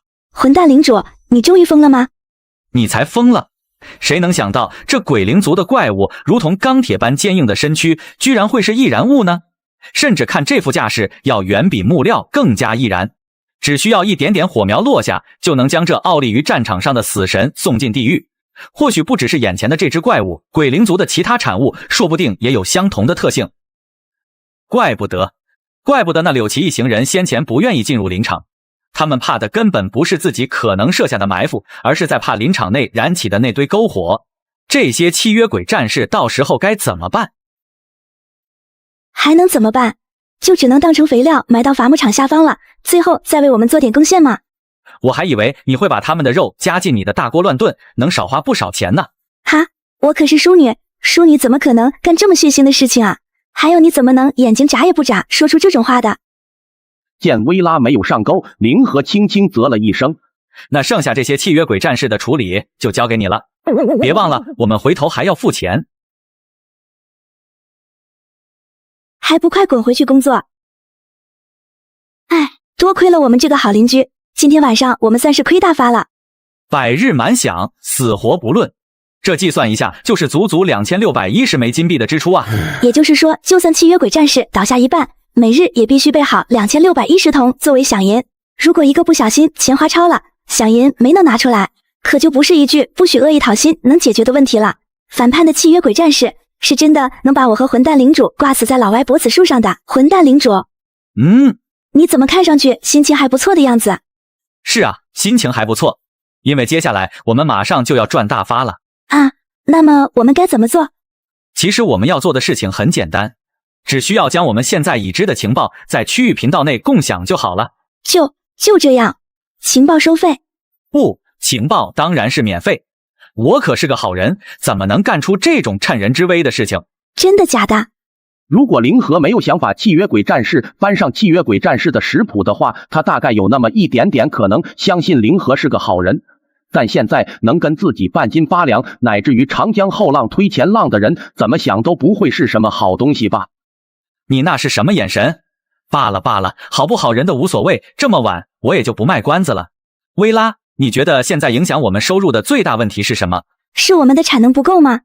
不，我们的产能其实已经有些过剩了。现在的市场想要消化掉我们的产能都有些吃力。那么是定价太低？不对，我猜不到，那到底是什么？领主大人，不要卖关子啦。那我就直说吧，现在影响我们收入的问题，最关键的只有2点，其一便是需求。需求吗？就是说，现如今大部分领主手中没有什么建筑蓝图，因此根本不会需要用到大批量的木料。看似紧缺的木料，实则真正的刚需，就只有每天晚上点燃篝火所需要的那一组而已。如果对自己再狠一点，或者找到了很好的避难所的话，连每天晚上刚需的一组木料都能完全省下。没有需求，即使完全垄断市场，能带来的实际收益也不会太多。这个问题其实现在已经不是问题了，因为我们这位亲爱的好邻居已经完美帮我们解决了这个问题。别人不知道，我和混蛋领主还能不知道吗？鬼灵族无比惧怕火焰，连那恐怖的怪物都不敢接触到哪怕一点微弱的小火苗。只要鬼灵族还存在着一天，那么为了生命安全着想，火焰就是必需品。这也就直接影响到交易行，会导致木料的需求量直线上升。市场的蛋糕因为鬼灵族的到来被做大了。好人呐，那么其二是什么？我亲爱的领主大人。其二吗？这一点是最重要的一点。区域内的人类领主手中没有钱，即使我们将木料的价格降到再低，他们也买不起货物。但就如同第一点一样，这个缺陷也被我们这位亲爱的好邻居给完美的解决掉了。现在的人类领主是没钱，但架不住外族手里有钱啊。那自称柳旗的鬼东西，整个队伍战斗力其实也不算很高，但每个人几乎都能爆出1到3枚金币。只要混蛋领主放出情报，并给出辨认他们的方法，那么大部分人类领主面对他们时，应该都不至于没有还手之力。届时每个人都能成功赚到钱，而他们赚到的钱会随着市场的流动，最终全部落到我们手里。我们需要支出的不过是已经对我们毫无价值的免费情报，换来的是市场蛋糕的做大，以及让所有领主成为替我们敛财的工具。最终那些人还要痛哭流涕着向您感恩戴德，既要名声也要钱，真是比地狱深渊里的魔鬼还要邪恶呢，我亲爱的领主大人。都说了我纯好人，不过现在你应该能明白我的良苦用心了吧？那您准备什么时候开始您的邪恶计划呢？先等等，我还要最后再确认一个情报，战狂哥在不在？战争游戏才出现没多久，所有人都知道，在这片区域内，良心小贩已经是体量相当恐怖的大人物。这样的大人物竟然会主动向我发起私聊？不对，这位良心小贩好像在更早的时候就私聊过，当时还是我主动发起的私聊，只不过对方没有回应，好像突然有了印象。哦对，就是那个半天都没选择成长路线的人啊。是你就是小贩哥？是我，哈哈，当时还多亏战狂哥提点那一句呢。不敢当。现实中的战狂擦了把额头的汗，他当时真的就是随口吐槽了一句交易行的奸商而已，谁知道这句闲来无事的吐槽居然还能整出个资本巨鳄出来。不过看到对方居然活着，还活得挺好，战狂心中也是松了口气。小贩哥，找我有什么事儿您就直说吧，大家都是人族自己人，能帮的事情我尽量去帮。居然连什么事儿都不问，直接承诺帮忙吗？不是什么很难的忙，只是想问问战狂哥，你那边有没有一个叫柳旗的人？柳旗他哪里得罪您了吗？没有，倒不如说他看上去像个挺温和的人。不过还是谢谢战狂哥解答了，知道柳旗在你那里解决了我心中不少的疑惑呢。不客气，但是到底是什么是跟柳旗有关？他人现在就在我这里，能请小贩哥不吝赐教吗？来看区域频道。晚上好，家人们。小贩刚刚经历了一场与鬼灵族酣畅淋漓的大战，损失惨重，不知各位家人们可还安好？小贩哥终于复活了，所以先前不回应区域频道的讨论，原来是打仗去了吗？我倒是还好，有几个不像人的东西找上我，结果被追杀我的那几匹狼给咬死了，我还悄悄捡了几枚金币。小贩哥，能不能说说鬼灵族的战斗力怎么样啊？有人问到这个，那我可就不困了。鬼灵族的战斗力，我就这么说吧，比较强的那种怪物，杀30点战斗力的兵种单位犹如土狗。当然，他们也不是无敌的，只要让他们接触火苗，就能瞬间将他们消灭。小范哥說的都是真的嗎？那我可得多準備一些引火用的木料了。等等，小范哥已經有成兼職的30點戰鬥力以上的兵種單位了。就大家手里最强领民战斗力不过10的，现在30点战力的兵种打他们，就跟开着装甲车打土著一样。可是良心小贩却说，30点战力的兵种鬼灵族的怪物也能杀之如土狗。很多人想到这，心中的第一反应便是不信。口说无凭，你能拿得出证据吗？白痴！领主大人，不反驳一下吗？信我的自然会信，不信我的人可以等下辈子有机会再信。哈哈，我说也是嘛，一帮什么臭鱼烂虾也敢劳烦我们的中产者老爷替他们解释，哼哼。夸起人来，薇拉的话语还是很让人受用的。就是不知道是不是他的错觉，薇拉刚刚话里对他的称呼好像比领主大人又高上了那么一层。当然，鬼灵族也并非所有的单位都像我刚刚说的怪物那般强大恐怖，其中一种怪物战斗力就与我们差不了多少。有关对镜像之境的猜想被灵和全盘托出，其中就包括了他刚刚验证过的真实情报。某种鬼东西会扮演成其他人族领主的模样，接近人族领主，骗取信任后再将对方杀害。他们变化的目标很有可能在这片区域内有着原型，他们的性格和对地形的认知也与原型体有着紧密联系。多数情况下可以通过寻找对方话语中的失误来判别是否是真正的人类。但灵和给出了一个更优的解法，就连傻子都能用，连白痴都能轻易分辨对方是否是真正人类的解法。站在我的面前的那个人是你吗？是的。那你先迈左腿，然后举起右手比个耶，在原地转个3圈给我看看。骗子！诸位且听我一言，我们给那黑心贩子添点堵如何？我巴不得这么做，有什么好点子还不快说？不会吧，不会吧，不会真有人信了他的话吧？我说过2天丧尸危机，有人信吗？哇，30点战斗力的兵种好强啊！我们的小范哥太厉害了，吹牛连草稿都不用呢。你们说小范哥不会是没活了吧？明明先前连自己的位置参照物都不敢发，现在却出来编故事指点江山。你们说为什么鬼灵族才刚出来不久，大家都还完全被蒙在鼓里，那小范就什么都知道了？是啊，这才过去多少时间呢？还有情报他自己知道不就行了？为什么还要在区域内说出来？该不会小范已经成了那鬼灵族的走狗，放点情报出来把我们骗着杀吧？走狗，哼哼。有人骂领主大人你走狗哎，领主大人你都没什么反应的吗？骂去好喽，已经把该说的情报全部说了出去，属于是已经把饭递到嘴边，就差给人嘴对嘴喂饭的程度了。完美攻略放在眼前，要是看着攻略不用，或者看着攻略打还能输，那还能说什么？说那人命途该绝呗。薇拉，你先前说的话还作数吗？我先前说过什么话？就你说你来守夜的那句啊。混蛋领主，你也没想着给我拒绝的机会吧？薇拉，加油，干爸爹！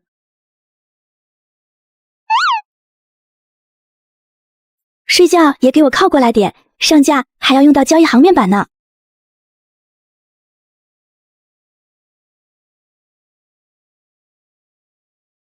薇拉，梦中还在呼唤自己，看来自己在混蛋领主心里的地位很重啊。交易行看到快乐水的话，就都买了吧。原来想的是快乐水嘛。哎，好，我懂。我再睡一会儿。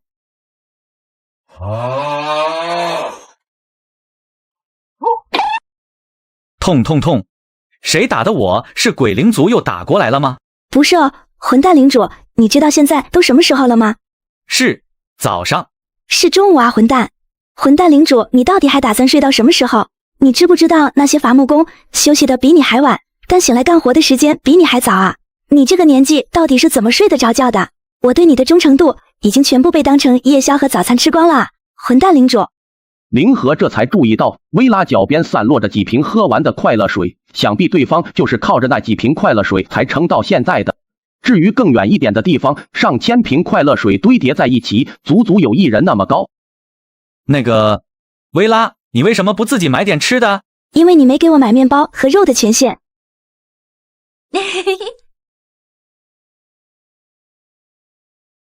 按照混蛋领主你的意思，夜里到现在大概收购了1000多瓶快乐水，不过开采的木料全部售出，这笔钱大部分还是回到了我们手里，就是我们现在的资金数量。好多钱！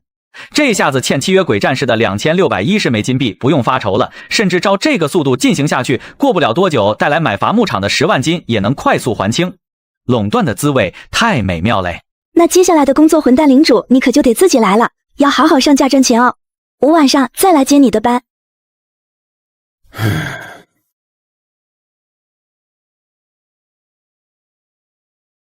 老板，什么事儿？这不是新的一批木料分割好了吗？您看您是现在上架，还是过一会儿再喊我们？就现在吧。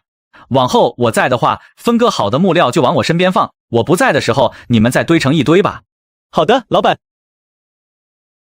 木料被送到后，林和将周遭5米的木料全部按照薇拉先前设定好的价格被上架到交易行内。一个晚上死了足足2000多人，这还是在这片区域只有1万名人类领主的前提下，1/5的比例不可谓不多，也就比先前预计的3日内被灭绝要好上不少。这死去的人都是在我未来的钱包里割肉，真是让人不爽。倒不如说，少了这批人后，灵和在区域频道内的声望又变得正面了起来，甚至灵和还看到不少人发送私聊向自己道谢。看来这批人也是遇到了鬼灵族的袭击，靠着灵和提前给出的情报和解法才活了下去。代理人简介：我们从不分享独属于我们自己的蛋糕，因此代理便是联盟的最高形式。PS 中产者永不缺乏围绕在身旁的猎犬，善用代理人机制，这些被驯化的猎犬将成为我们迈向更广阔市场的敲门之砖。特权效果1：您可单方面将任何不反抗您的生命体指定为代理人，无需通过核心建筑。2. 代理人机制不会向双方提供任何联盟约束，因此您和代理人均无需为此支付任何维护费用。3. 当您将外族领主指定为代理人时，您将被允许使用对应种族的内部交易行功能，但每次交易需额外向代理人支付1%交易税金。这个机制实在是太适合自己了。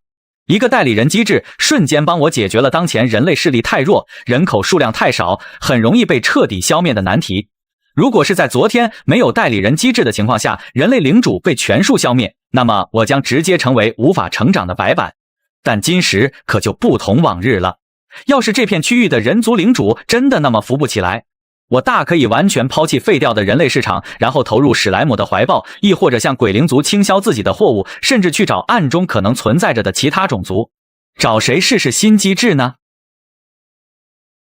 您已向史莱姆领主某某某发送代理人邀请，某某某并未回应您的邀请，将在10秒倒计时后默认接受。10、9、8、7，叮！您已成功将史莱姆领主汉堡指定为代理人。就没了。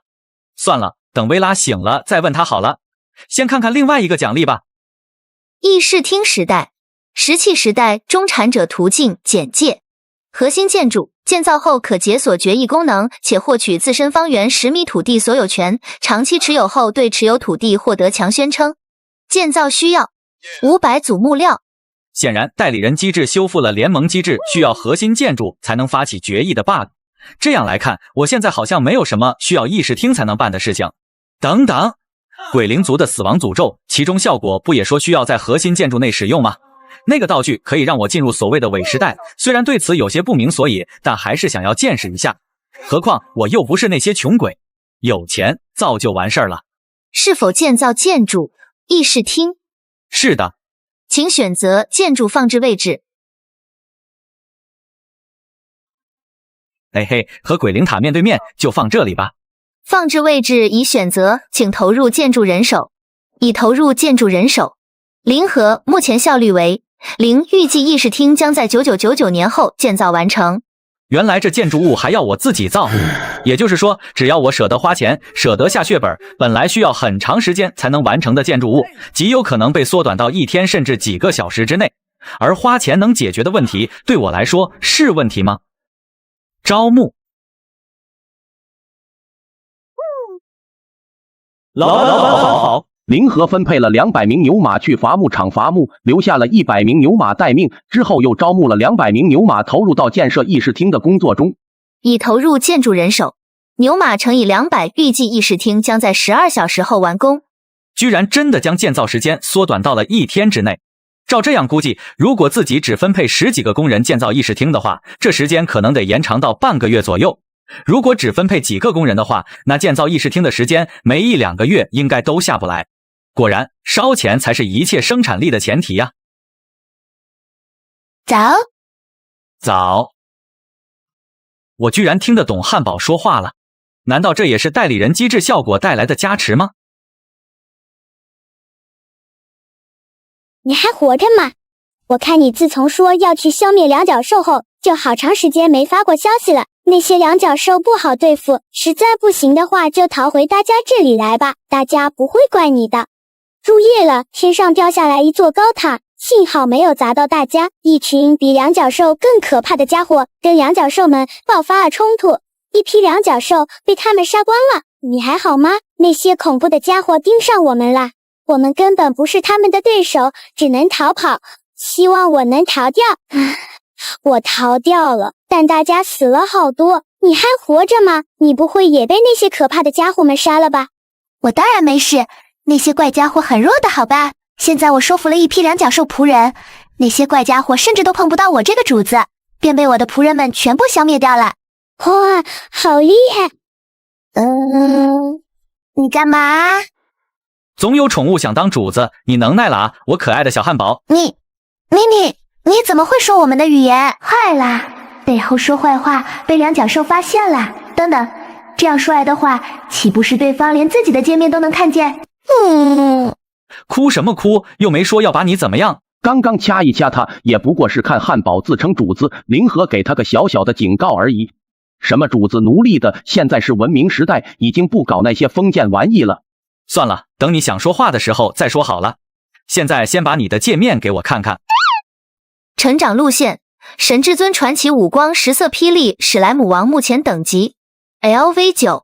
这一大长串让人看上去就感觉很不妙的前缀是怎么回事？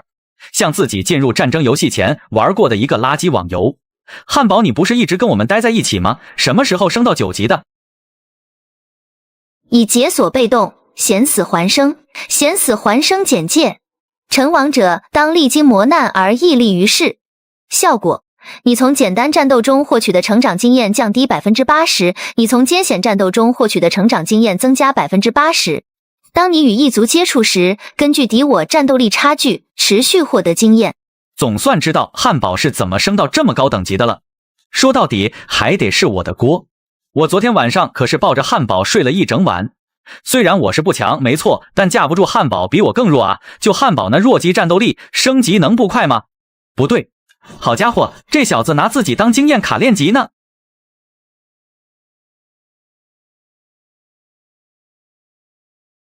大家都是朋友，我劝汉堡你别乱来啊。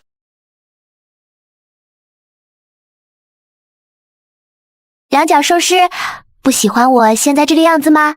我还可以变的。等等，别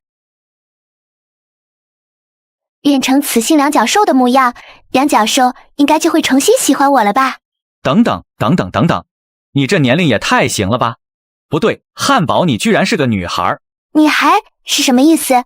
是雌性的意思吗？其实没有啊，我们的族群是不分雌雄的，所以我不是女孩哦。以后遇到其他人可不许做这个动作。为什么？会被看光的。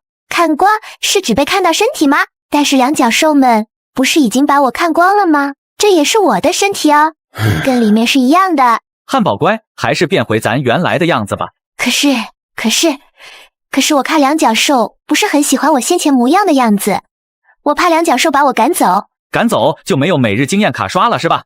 啊哈，你就当我什么都没说。那在变回去之前，我能问两角兽一个问题吗？什么问题？我们是朋友吗？主人？朋友、主人，这两个词是特么怎么混到一起去的？你现在是我的代理人，我的下级分销商，懂吧？不懂也没关系，不该问的别问，给我变。那我变喽，主人。那让我们来实验一下。汉堡，你尝试着把身体稍微变大一些，但也不用太大。就是这样。汉堡，你先别动。好了，汉堡，你再变大一点，大一点，大一点，再大一点。实在是太舒服了。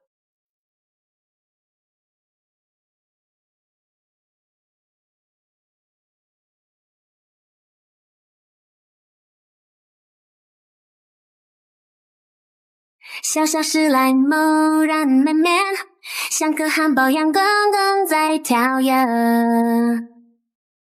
联合笑说这是宝贝，没拉偷瞄嘴角，却上扬了些。汉堡呀汉堡，软乎乎的真奇妙，拍拍跳跳，跟着我撒娇。呼呼呼，战场也不再寂寥，小小史莱姆就是最好的依靠。汉堡呀汉堡，黏黏糊糊真奇妙，拍拍跳跳，跟着我撒娇。呼呼呼，战场也不再寂寥，小小史莱姆就是最好的依靠。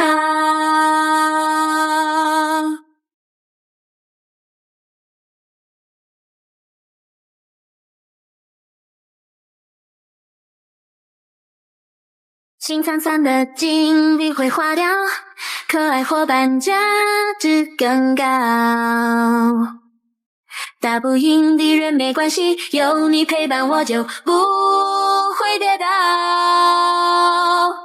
堡呀汉堡，黏黏糊糊真奇妙，拍拍跳跳，跟着我撒娇。呼呼呼，战场也不再寂寥，小小史莱姆就是最好的依靠。汉堡呀汉堡，黏黏糊糊真奇妙，拍拍跳跳，跟着我撒娇。呼呼呼，战场也不再寂寥，小小史莱姆就是最好的依靠。不是面包，却比面包更温暖，软软身体守护梦和勇敢。在这战争游戏的世界里，有你相伴我就很心安。汉堡呀汉堡，黏黏糊糊真奇妙，拍拍跳跳，跟着我撒娇。呼噜呼呼，战场也不再寂寥，小小史莱姆就是最好的依靠。汉堡呀汉堡，黏黏糊糊真奇妙，拍拍跳跳，跟着我撒娇。呼噜呼呼，战场也不再寂寥，小小史莱姆就是最好的依靠。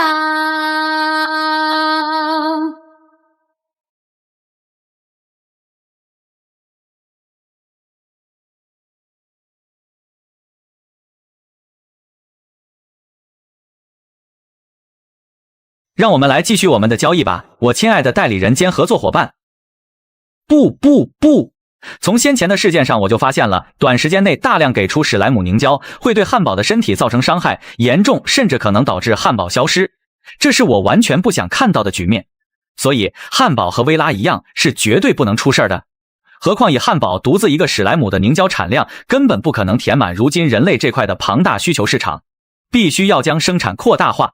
外面草地平原那么大，正适合放牧的样子，能把你的招募界面和建造界面都给我看看吗？作为基础领民的冰火单属性史莱姆，作为兵种单位的雷史莱姆和毒液史莱姆，以及事务官特供的异变史莱姆，你这家伙当真不是主角吗？幸好汉堡在跟着自己之前是个穷鬼，如果当时攻击我的是毒液史莱姆的话，我都不知道自己还有没有现在。你钱都花到哪里去了？你的意思是你把钱全买这个技能了？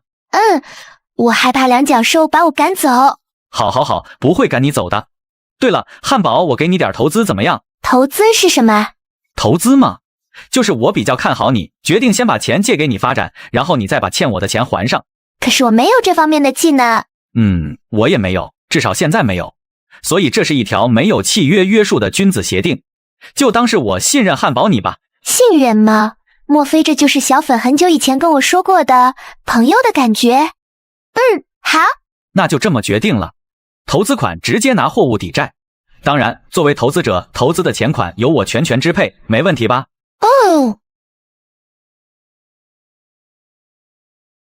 好多钱。不过招募这些史莱姆，除了每个单位需要的招募价格以外，还要准备好对应的人口上限，也就是这些单位居住的地方。这一点在我招募契约伐木工和牛马时是完全没有出现过的。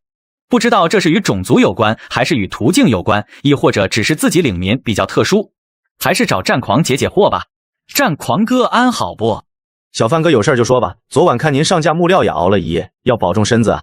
哈哈，这个不碍事儿，为家人们服务嘛，不累的。就是有个小问题，想请战狂哥解惑。战狂哥那边领主应该不少，大家招募领民的时候会有人口限制吗？嗨，原来小范哥你问这事儿啊，这其实也不是什么秘密。就目前而言，人口限制应该是跟所选的成长路线有关。不同的成长路线对待领民的态度并不一样，这一点会在招募领民的需求上有所体现。其中王朝途径并不算什么冷门路线，在王朝途径中，领主是王的附庸，而领民是领主和王共同的附庸。依照王朝途径的观念，为领民遮风挡雨也是为王者的义务之一，于是便有了招募条件中的人口需求。好的，谢谢战狂哥解惑了。不客气。汉堡建造面板打开给我看一下。史莱姆巢穴时代，出生时代王朝途径效果，人口上限+1，建造需求5组木料。目前伐木的契约鬼战士还没有撤走，算上600名牛马的产量，每日木料产出到了恐怖的73300组左右。如果要让汉堡全部招募基础领民的话，投资的1000枚金币能招募1000个单位，也就是需要准备1000人口上限。可即便如此，所需要的也只是5000组木料而已。5000组木料折算成金币就是1500枚，算在我的额外投资里好了。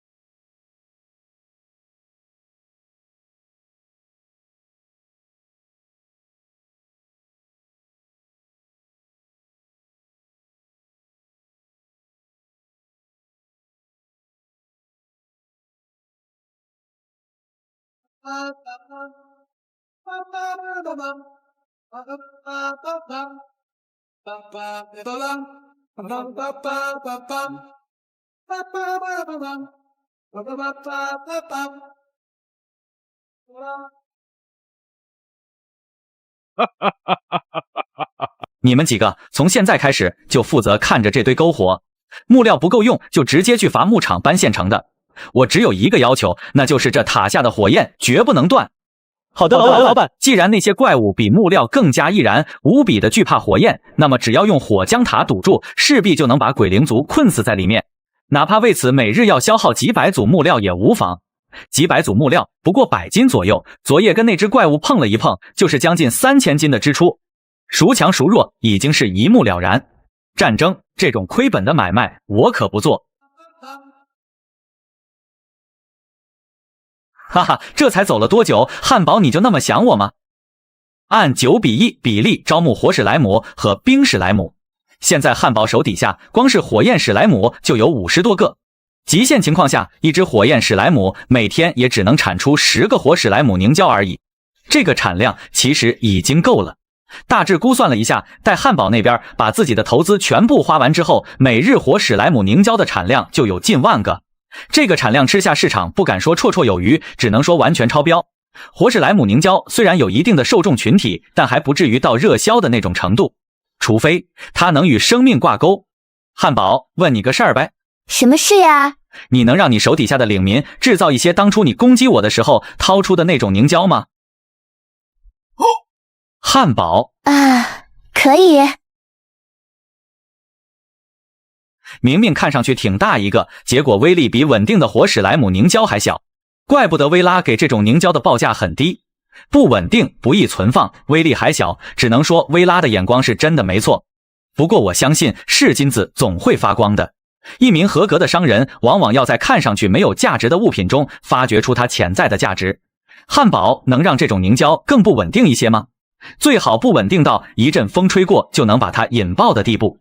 Later， 在花费了一些时间榨干了10几只火焰史莱姆后，灵和跟汉堡还是找到了另辟蹊径的方法，那就是散。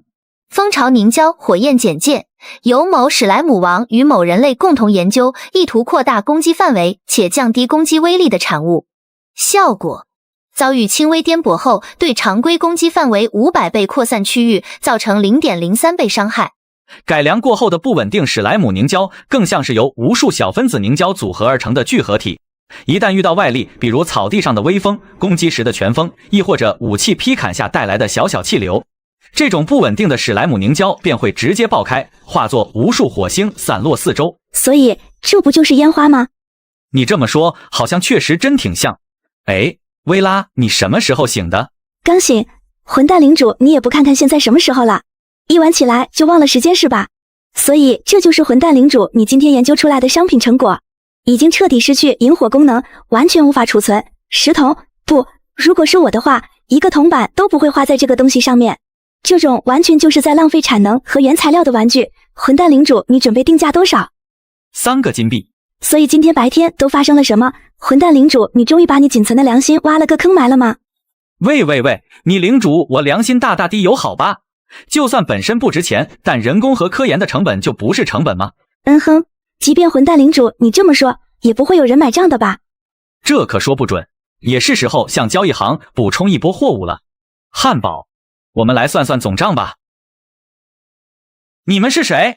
林霄怎么也没有想到，自己只是在白天稍稍睡了几个小时，便把性命交到了外人的身上。认清自己的现状了。你们是良心小贩的人，你就是那个良心小贩。良心小贩？什么乱七八糟的东西？你们不是良心小贩的人。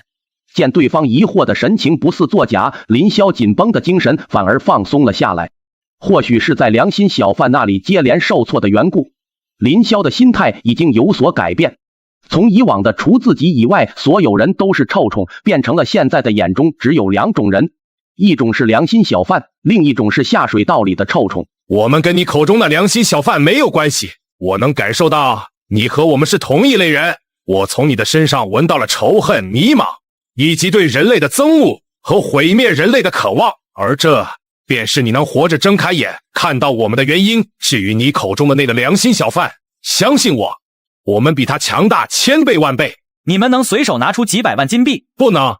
良心小贩，从刚刚开始，你3句话里离不开提一嘴良心小贩。我倒是开始好奇，那良心小贩是何方神圣，会让你觉得这比你的生命安危还要重要。呵呵，他是何方神圣，你们多看一会儿区域频道自然会知晓。如果你们能进入我们的区域频道的话。几句话的功夫里，林霄已经对这帮劫持自己的人有了些许猜测。或许和先前夜里被自己杀掉的那个小女孩一样，是来自于鬼灵族的伪装，也有可能是与自己不同批次进入到战争游戏的人类，通过某种未知的手法来到这里。但即便是后者，对方出现的时间也必然不会太久，否则不可能连良心小贩的名号都没有听说过。嗨，家人们晚上好。小贩哥这么早就醒了？先前看小贩哥从昨天夜里就一直上下木料到今天中午，不会把身体累垮吧？去，楼上说什么屁话，不能盼着小贩哥点好吗？是啊，我们能活着还得多亏了小贩哥的勤劳。我看好多昨天叫嚣着小贩哥怎么样的人，今天全部都销声匿迹了。承蒙家人们的厚爱，小贩真是受宠若惊。不过虽然小贩已经在第一时间给出了攻略，但昨晚一夜之间还是有2000多人永远倒在了这片土地。他们是谁？他们是我们的挚爱亲朋，他们是我们的手足兄弟，更是小贩的家人们。那鬼灵族如此屠戮大家，家人们说说，这我们能忍吗？他姥姥的，愿赐鸟朝天，不死万万年。小贩哥，你报个集合地点，咱爷们陪你去跟那帮杀千刀的拼了。是啊，老子连人都敢杀，还怕他闹事子的鬼？一句话，哪里集合？老子直接单手底下，领命地形过去帮帮场子。好恐怖的煽动力！若是能趁对方未成长起来的时候，将对方收入彀中，日后的好处恐怕难以想象。但是对方突然煽动情绪，目的恐怕不是为了开战那么简单。家人们的心意，小贩已经了解了，但请家人们放心，小贩是绝不忍心将家人们置于危险之地的。所以小贩今天用了整个白天的时间苦心钻研，终于研发出一项能够秒杀鬼灵族最强怪物的大杀器。限时优惠，亏本大甩卖，原价10斤的蜂巢凝胶，现在不要8斤，不要5斤，只要3枚金币，只要3枚金币。3枚金币买不了吃亏，买不了上当，但能买来明天的阳光，买来生命的延续。有关蜂巢凝胶的使用方式以及适用于什么类型的鬼灵族怪物，也被灵盒发到了区域频道之中。不过销量却是纹丝未动。一来是按照灵盒的说法，这种蜂巢凝胶一买就爆，无法保存，现在大家都没有遇到危险，自然没有这种需求。二来则是商品详情中写着的 0.03 倍威力，让很多人望而却步。良心小贩这个名号在区域频道内是很响亮，也很正面。但面对说的那么恐怖的怪物，这 0.03 倍威力看起来太少了一点儿。你很恨那个昵称为良心小贩的家伙是吧？不，没有。与其说是恨，倒不如说他有些不顺我意了。那么，你想知道我们究竟是谁吗？哈哈哈哈！我当然想知道你们是谁，倒不如说，请让我加入你们。想要加入我们，先把这个道具用了。身份铁牌时代，帝国时代王朝途径效果，更改自身昵称，每个时代限使用一次。你要我把昵称改成什么？随意，我们并不在意你想叫什么，只是想让你跟过去道个别。使用，请确认您的昵称。从商，以后我就叫从商。领主哭墙对您使用特殊能力，被昵之事，您被邀请加入密党，是否同意？注：加入密党后，非党首同意无法使用任何能力发起或接受好友申请。同意。您已加入密党，您解锁新的面板。好友面板，您将自动与密党内所有成员添加好友关系。哈哈哈哈哈！那么，欢迎来到辩解者的阵营。从商，我们从属于辩解者这个组织。所谓辩解者，便是身为人类却与人类这个整体为敌的人。我们没有什么固定的盟友，谁与人类爆发大规模战争，我们就会成为谁手中的利刃。有命途坎坷的可怜虫，有邪教的信徒。有反人类组织的急先锋，更有以屠戮同族为乐的疯子。组织里不全都是坏人，但意识形态为混乱邪恶的恶魔，在辩解者中并不算少数。总而言之，可以用一句话来概括，那就是我们来者不拒。我们密党的那位党首不在这里吗？加入密党之后，他就发现自己面前这位哭墙也不过只是密党内的一名成员罢了。至于党首，则另有其人。你还真是会问呐！如果是机密的话，请当我没有问过。说出来的话怎么能当没有说过呢？这件事告诉你也无妨。不过，如果你想把我们的情报传递出去，我想你应该明白自己的下场。当前区域内有足足50多名密党成员，这些人全部都知道他的昵称。一旦他顶着这个昵称在区域频道内说出什么不该说的话，估计下一秒就要血溅当场。我绝不会向外透露出自己听到的任何一个字。我们那位神通广大的党首啊，他在苏醒时遇到了一点小小的意外。意外？对，一个我们到现在都还没能理解的意外。党首他说他是被浓烟给呛醒的，才刚苏醒就发现自己被火焰困住了。说起来，当时党首好像还向外求助来着。想来也不是什么大事，在这个遍地都是新人的地方，区区一团火焰怎么能对付得了那位神通广大的党首？火就算烧得再大，党首他老人家也不至于连跑的地方都没处跑吧？原来如此，也就是说，密党党首才刚苏醒就立即进入失联状态，而始作俑者还不得而知。这片区域内可真是卧虎藏龙呐！谁闲的没事在背后一直蛐我？喂，混蛋领主，你那个蜂巢凝胶到现在为止也就卖出去1个而已，真的有必要剩这么多货吗？安啦安啦，话说你也太败家子了吧！今晚我陪你多熬一会儿吧。议事厅是从中午开始建造的，建造时间12个小时，差不多要等到午夜才能造好。我打算在睡前观摩一下议事厅的功能，顺便看看蜂巢凝胶接下来的真实销量究竟如何。薇拉回神了。不是，陪我就陪我，混蛋领主你怎么还带动手的？我有种预感，今晚我们就会是个平安夜。那还用说，我也有种预感，我们今后的每天都会是平安夜。是吗？那我就只能向伟大的财富之神祈祷，混蛋领主你所说之话全部灵验了。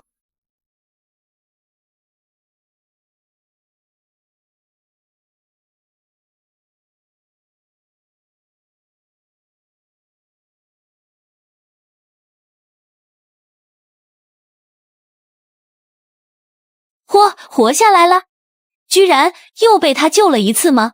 小贩没有撒谎，蜂巢凝胶真的如良心小贩所说那般，具备着秒杀鬼灵族怪物的力量。战狂哥，既然小贩哥的货物货真价实，那么要不然从今晚开始，我们便主动出击吧。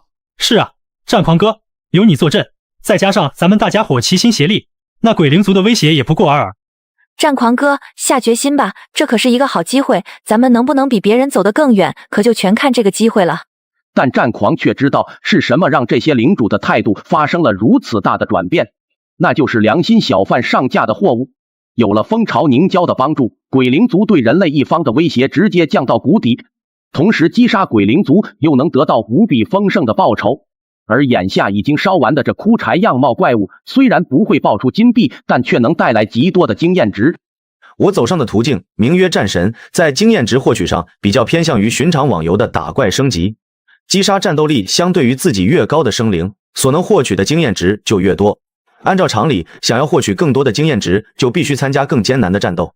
但这一理论却不适用于现在，因为那能被直接秒杀掉的鬼灵族怪物，让我的成长路线直接提升了整整2级。也就是说，现在鬼灵族能带来金钱收入、经验收入，已经与他们能带来的威胁完全不对等了。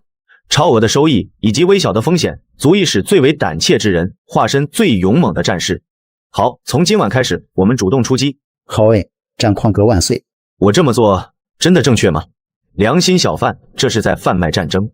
呵呵，本以为是个毛头小子愣头青，结果现在看来，他比很多人都要恐怖得多啊！居然真的卖出去了，还卖出去好多。领主大人，你究竟是怎么做到的？这怎么可能？这有什么不可能的？我一来没夸大货物的效果，二来定价良心，三来还为大家的生命安全着想。像我这么好一个人，东西卖不出去才奇怪吧？领主大人，您这算不算是王婆卖瓜，自卖自夸？什么话？什么话？这是能需要用到蜂巢凝胶的人，基本都杀过你太怪物，才会被后续的存在盯上。根据我的判断，那些人手里通常能剩余6斤，甚至10几斤都有可能。知道我为什么把蜂巢凝胶定价为3斤而不是6斤吗？那是因为我仁慈地赠予了他们一次容错的机会啊！算了，跟你这种古早的资本家也说不通。混蛋领主，你刚刚说这么一通话，完全就没有提到为什么能把蜂巢凝胶卖出去吧？ No， 我已经说过了，为什么能将蜂巢凝胶卖出去？那自然是因为我贩卖的货物并非是蜂巢凝胶本身，而是生命啊！贩卖生命？当然。虽然嘴上说着无话可说，但灵和还是将自己的想法和思路向薇拉娓娓道来。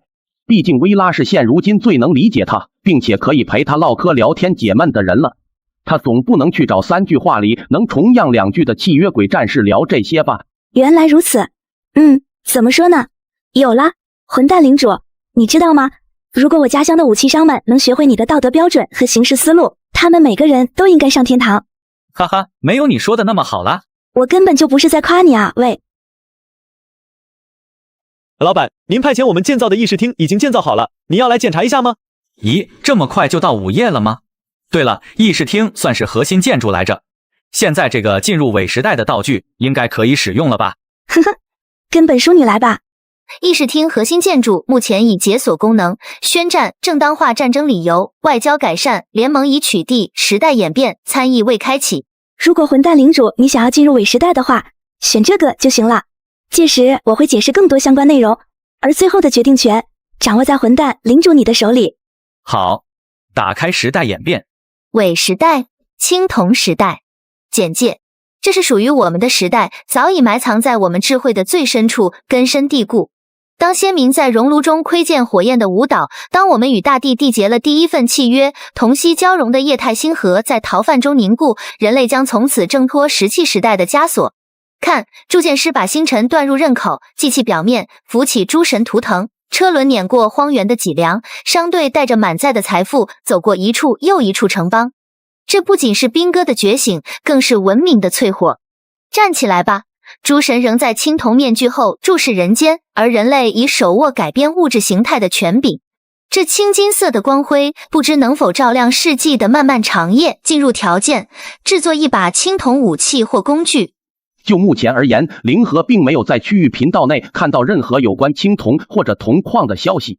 也就是说，能否短期内进入青铜时代，完全就是一件看脸的事情。伪时代一般只有满足某种条件的时代先行者才能进入，以初始区域的整体时代为基础。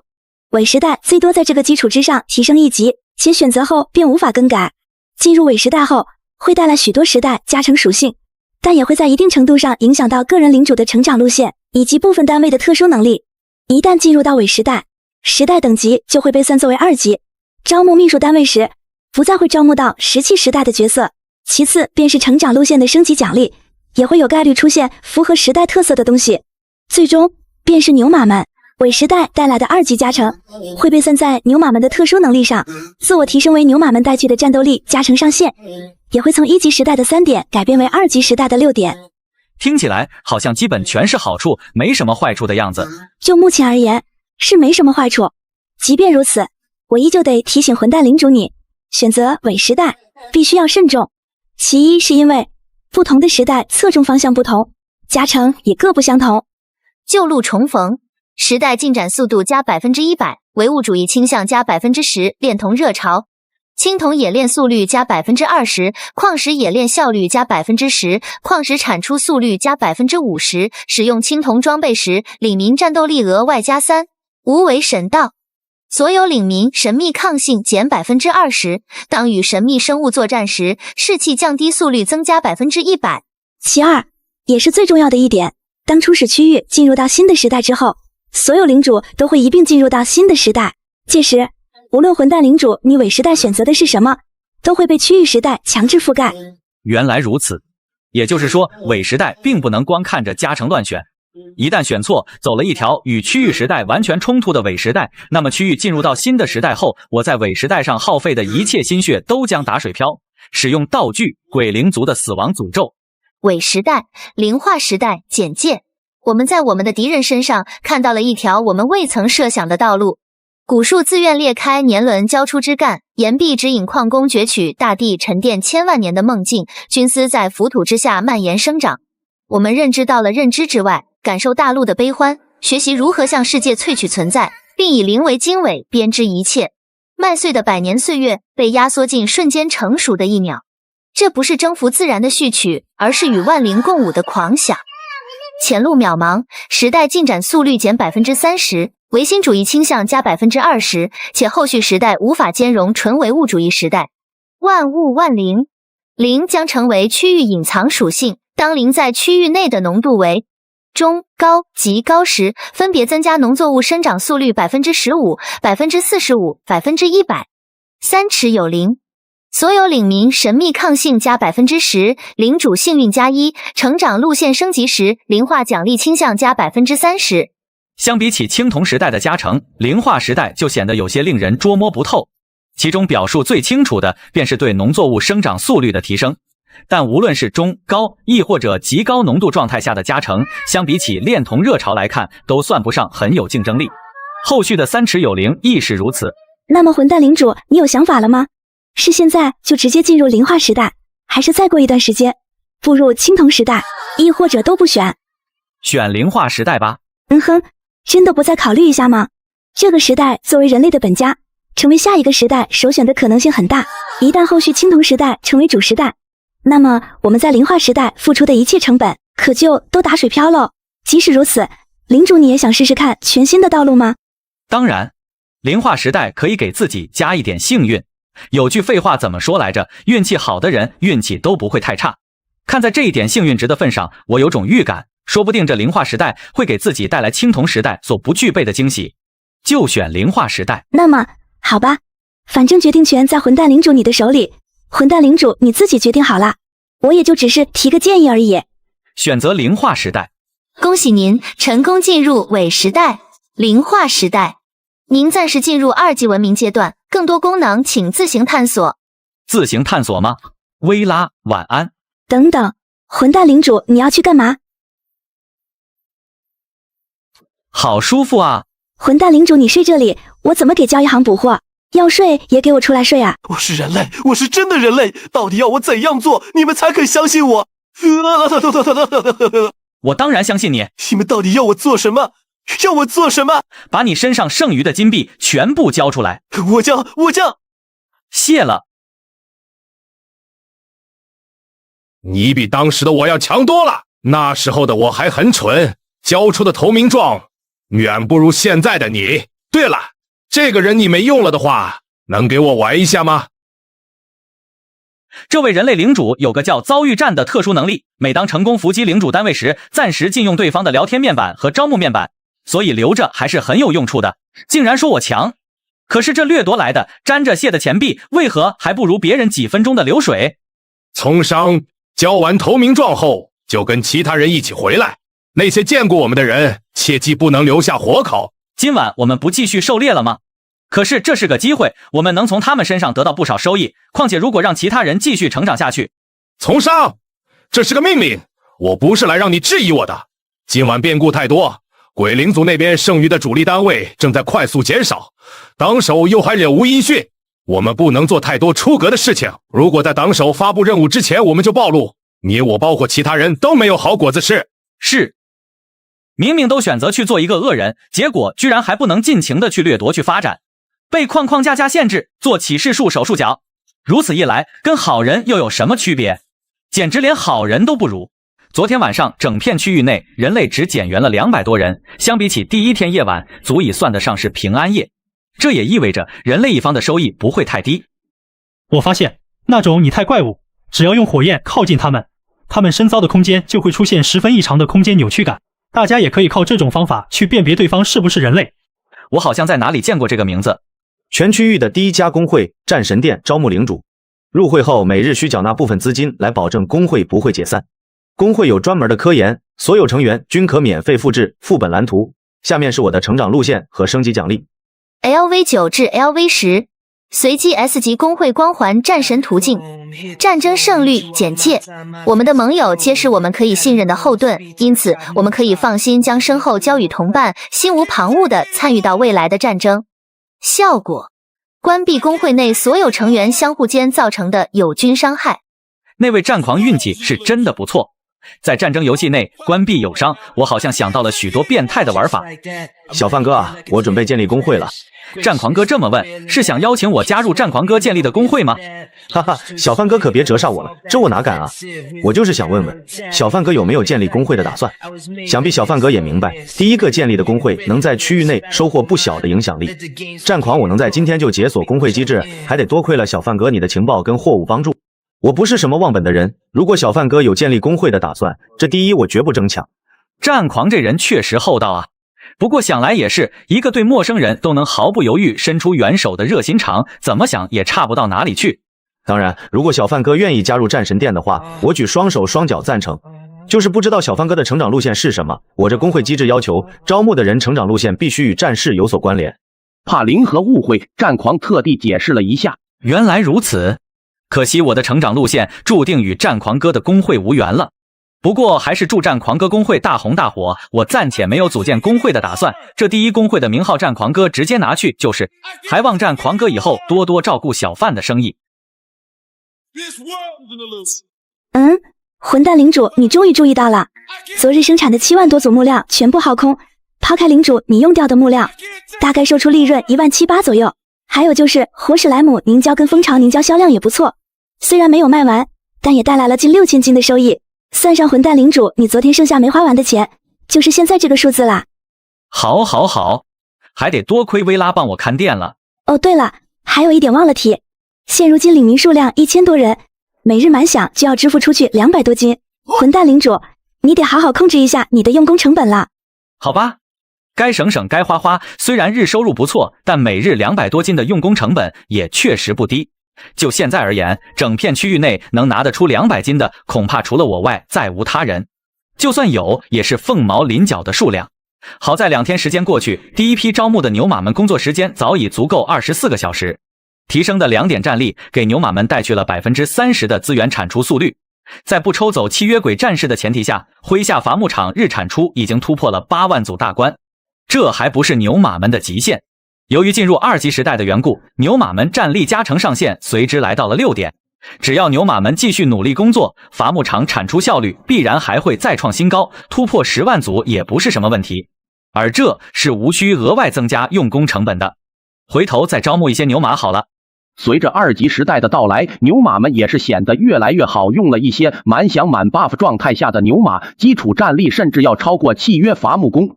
虽然木料本就几乎处于垄断地位，能继续给零和榨取的经验并不多，但大麦的活史莱姆凝胶和蜂巢凝胶一样给零和带来了大量成长经验。混蛋领主，你盯着我看干嘛啊？想用就用呗，这么在乎其他人的感受，可走不到中产者的最终境界。原来如此，薇拉，你是这样想的？但真的是这样吗？看样子我还是太把薇拉你当人看了。混蛋领主，都说了多少遍，不要乱动一名淑女的帽子啊！哈哈哈哈！你还笑？不笑了，不笑了。薇拉，你怎么还是这么可爱？本淑女当然很可爱。我不信，明明就是维多利亚时代的谢资本家，一点都不淑女。不过，我正需要像你这样的黑心资本家，所以不管是现在还是未来，薇拉都会是我的首席秘书，这一点是不会变的。我本来就是，所以混蛋领主，你到底要不要招募新人啊？我现在也很困的好吧，超想睡觉的。还有每天夜里被混蛋领主你枕在腿上，搞得腿也好酸。混蛋领主，你招个人来帮我分担一下工作，我高兴还来不及呢。又不是我想枕的，明明是你非要把我从床上拉起来。混蛋领主，你刚刚说了什么吗？没什么。使用。恭喜您成功使用极品秘书招募卡，您的秘书上限+1。由于您目前的时代为灵化时代，您获得符合当前时代的极品秘书单位。白墨。久闻公之大名，良者善也。莫自许3分其技，略读诗书1、2，愿为公之所用。恭喜您获得秘书白墨的认可，目前您可以查阅白墨的个人界面。我也要看，我也要看。秘书白墨战斗力20，特性精神胜利、春秋笔法、招乐入阵、射翼5章、八骏遁影、河图洛书、精神胜利。当我方形势合乎周礼时，此秘书所在区域内全体领民好战度+2。春秋笔法，当我方触发区域全服通报时，可添加修改删除其中任意文字。招乐入阵，此秘书持有主武器古琴时，战斗力乘以500%，且获得月类辅助技能。射翼5章，此秘书持有主武器长弓时，战斗力乘以500%，且获得弓类攻击技能。八骏遁影，此秘书坐骑为战车时，战斗力乘以500%，且若所处区域为灵化区域，则进入特殊状态。如履平地。河图洛书，此秘术所在区域内，我方击杀中立生物时，爆率增加 20%， 金钱掉落量增加 20%。我勒个去！薇拉，我先前说的话还能反悔不？哈，开玩笑，开玩笑。两位的关系看上去很好呢，一点也看不出上下级的感觉。关系很好？你是说我跟这个连饭都不给人吃的混蛋中产者关系很好？啊哈，都说了多少遍了，你个无良黑心资本家没资格说我，好吧？我的眼光果然没错呢，二位的关系真的很好，而且这位黑心资本家小姐，有些事情也不能怪我们的领主大人，不是吗？圣人曰：天将降大任于斯人也，必先苦其心志，劳其筋骨，卧其体肤，空乏其身，行拂乱其所为。领主大人，这显然是在把锻炼的机会免费送给大家，此举合乎周礼，是为大善也。恭喜您达成条件，合乎周礼，秘术白墨的特殊技能精神胜利已被触发，当前区域内您的所有领民好战度+2。我去，还在想合乎周礼这个条件该如何达成，结果谁能想到这玩意儿是由白墨自己来定义的。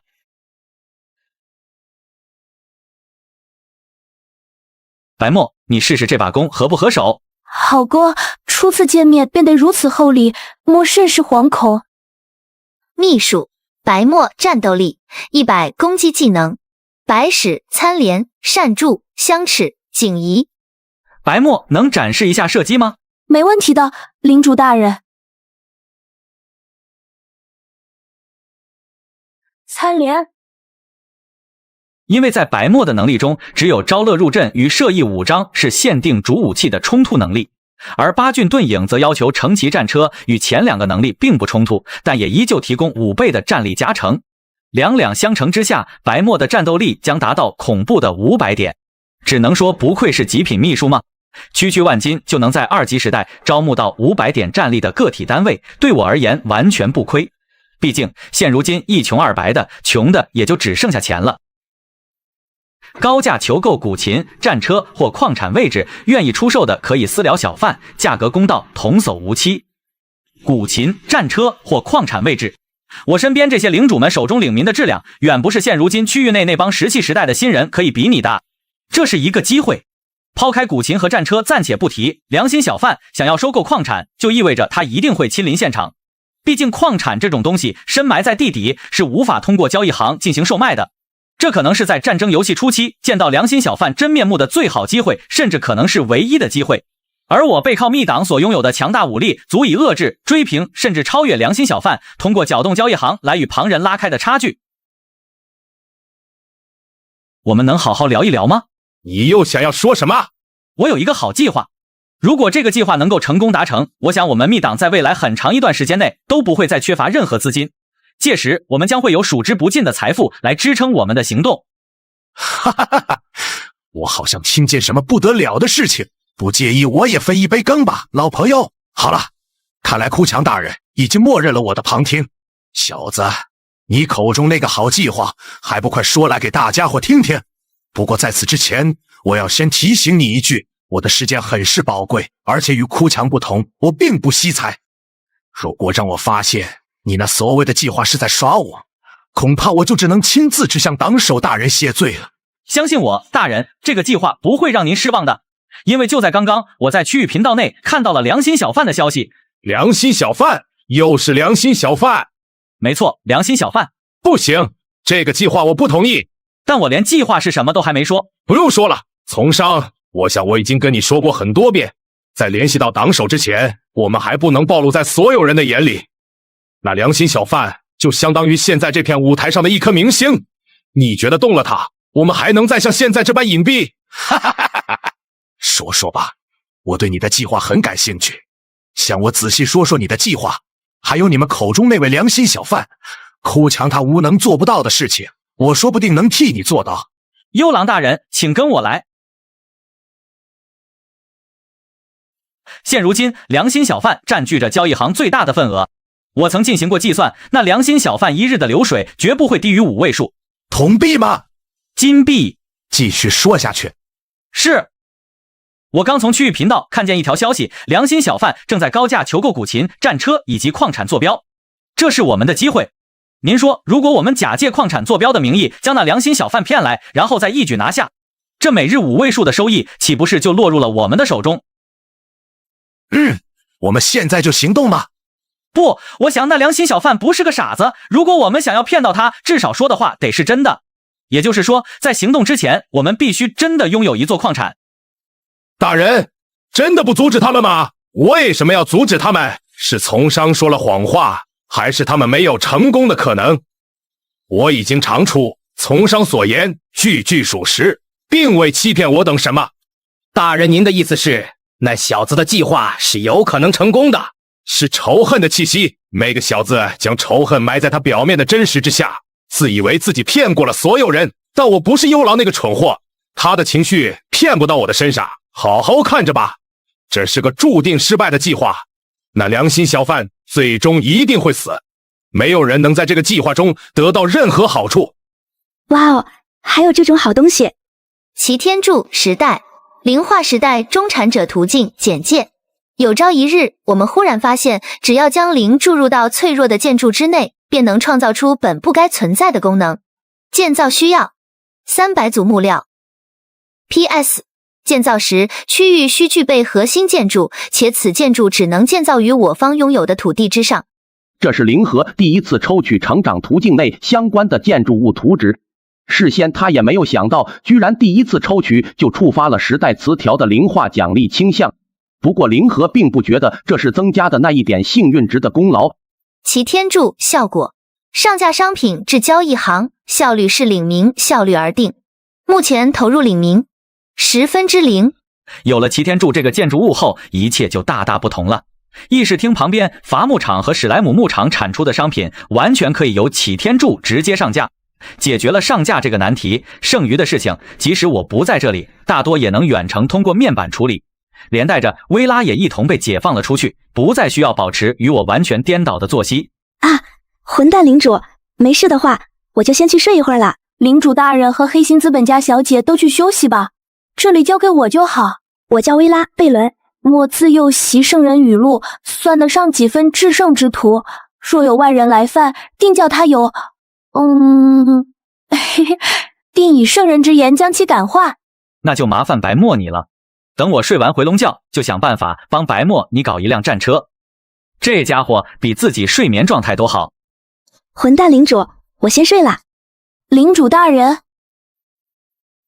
嘿嘿嘿，两位真的很配呢。领主大人，已经下午了哦。已经下午了吗？天空，原来是你把我带出来的啊。早上好，两脚兽。早上好呀，汉堡。薇拉呢？薇拉怎么不见了？我刚刚把黑心资本家小姐抱回去了，现在她应该还在睡觉。这是？哦，这个啊，我想领主大人您刚醒，可能需要擦把脸精神一下。想得好周到，只能说不愧是极品秘书。我睡觉的这段时间有发生什么特殊的事情吗？特殊事情？附近很安静，我在四周巡视了一圈，已经确认伐木场和史莱姆牧场周围都没有任何危机。没事就好。薇拉还在睡，现在干点什么好呢？钱我要多少有多少。可惜的是，古琴罕见，战车先进，矿产稀有。求购的这3样东西根本不是寻常人能拿得出来的，即便拿得出来，卖之前估计都得犹豫很久。或许我不该把希望全部寄托在其他人身上。难道没有蓝图我就造不出战车吗？有了，嘿嘿，我亲爱的合作伙伴，这次又要麻烦你了。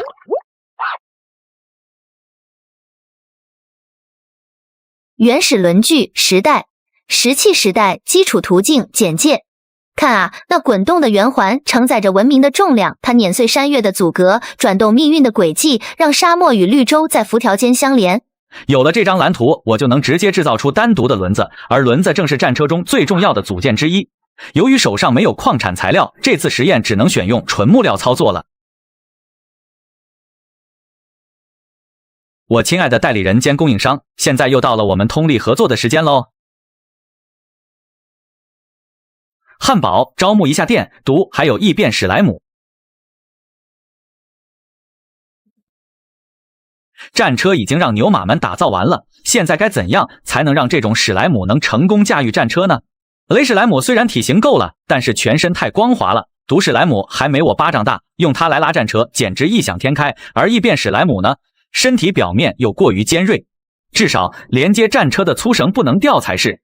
我记得汉堡有个技能能把它自己变成小女孩，既然如此，那么是不是意味着那个技能也可以让雷史莱姆变形成马匹？汉堡，你可以买2本技能书，让雷史莱姆变成马匹的样子吗？大概可以吧。这战马帅的简直就不像是现在这个时代的产物，不过也就是个皮肤而已。由雷史莱姆变换而来的战马，身上那看似铁甲的玩意儿，真用刀砍上去，估计就跟切果冻一样，样子货中看不中用。反正也没真拿史莱姆当战马去打仗，能用来让白墨触发8郡遁影的技能就行。白墨，你试试看，这样的战车能不能使用？好的。秘书白墨的特殊技能8郡遁影已被触发，目前区域为灵化区域，白墨已进入到特殊状态。如履平地，如履平地。此单位行进时将无法被湖泊、山坡等特殊地形减速或阻碍。居然触发了如履平地状态，这个完全没有任何蓝图的自制战车，居然真的被承认了。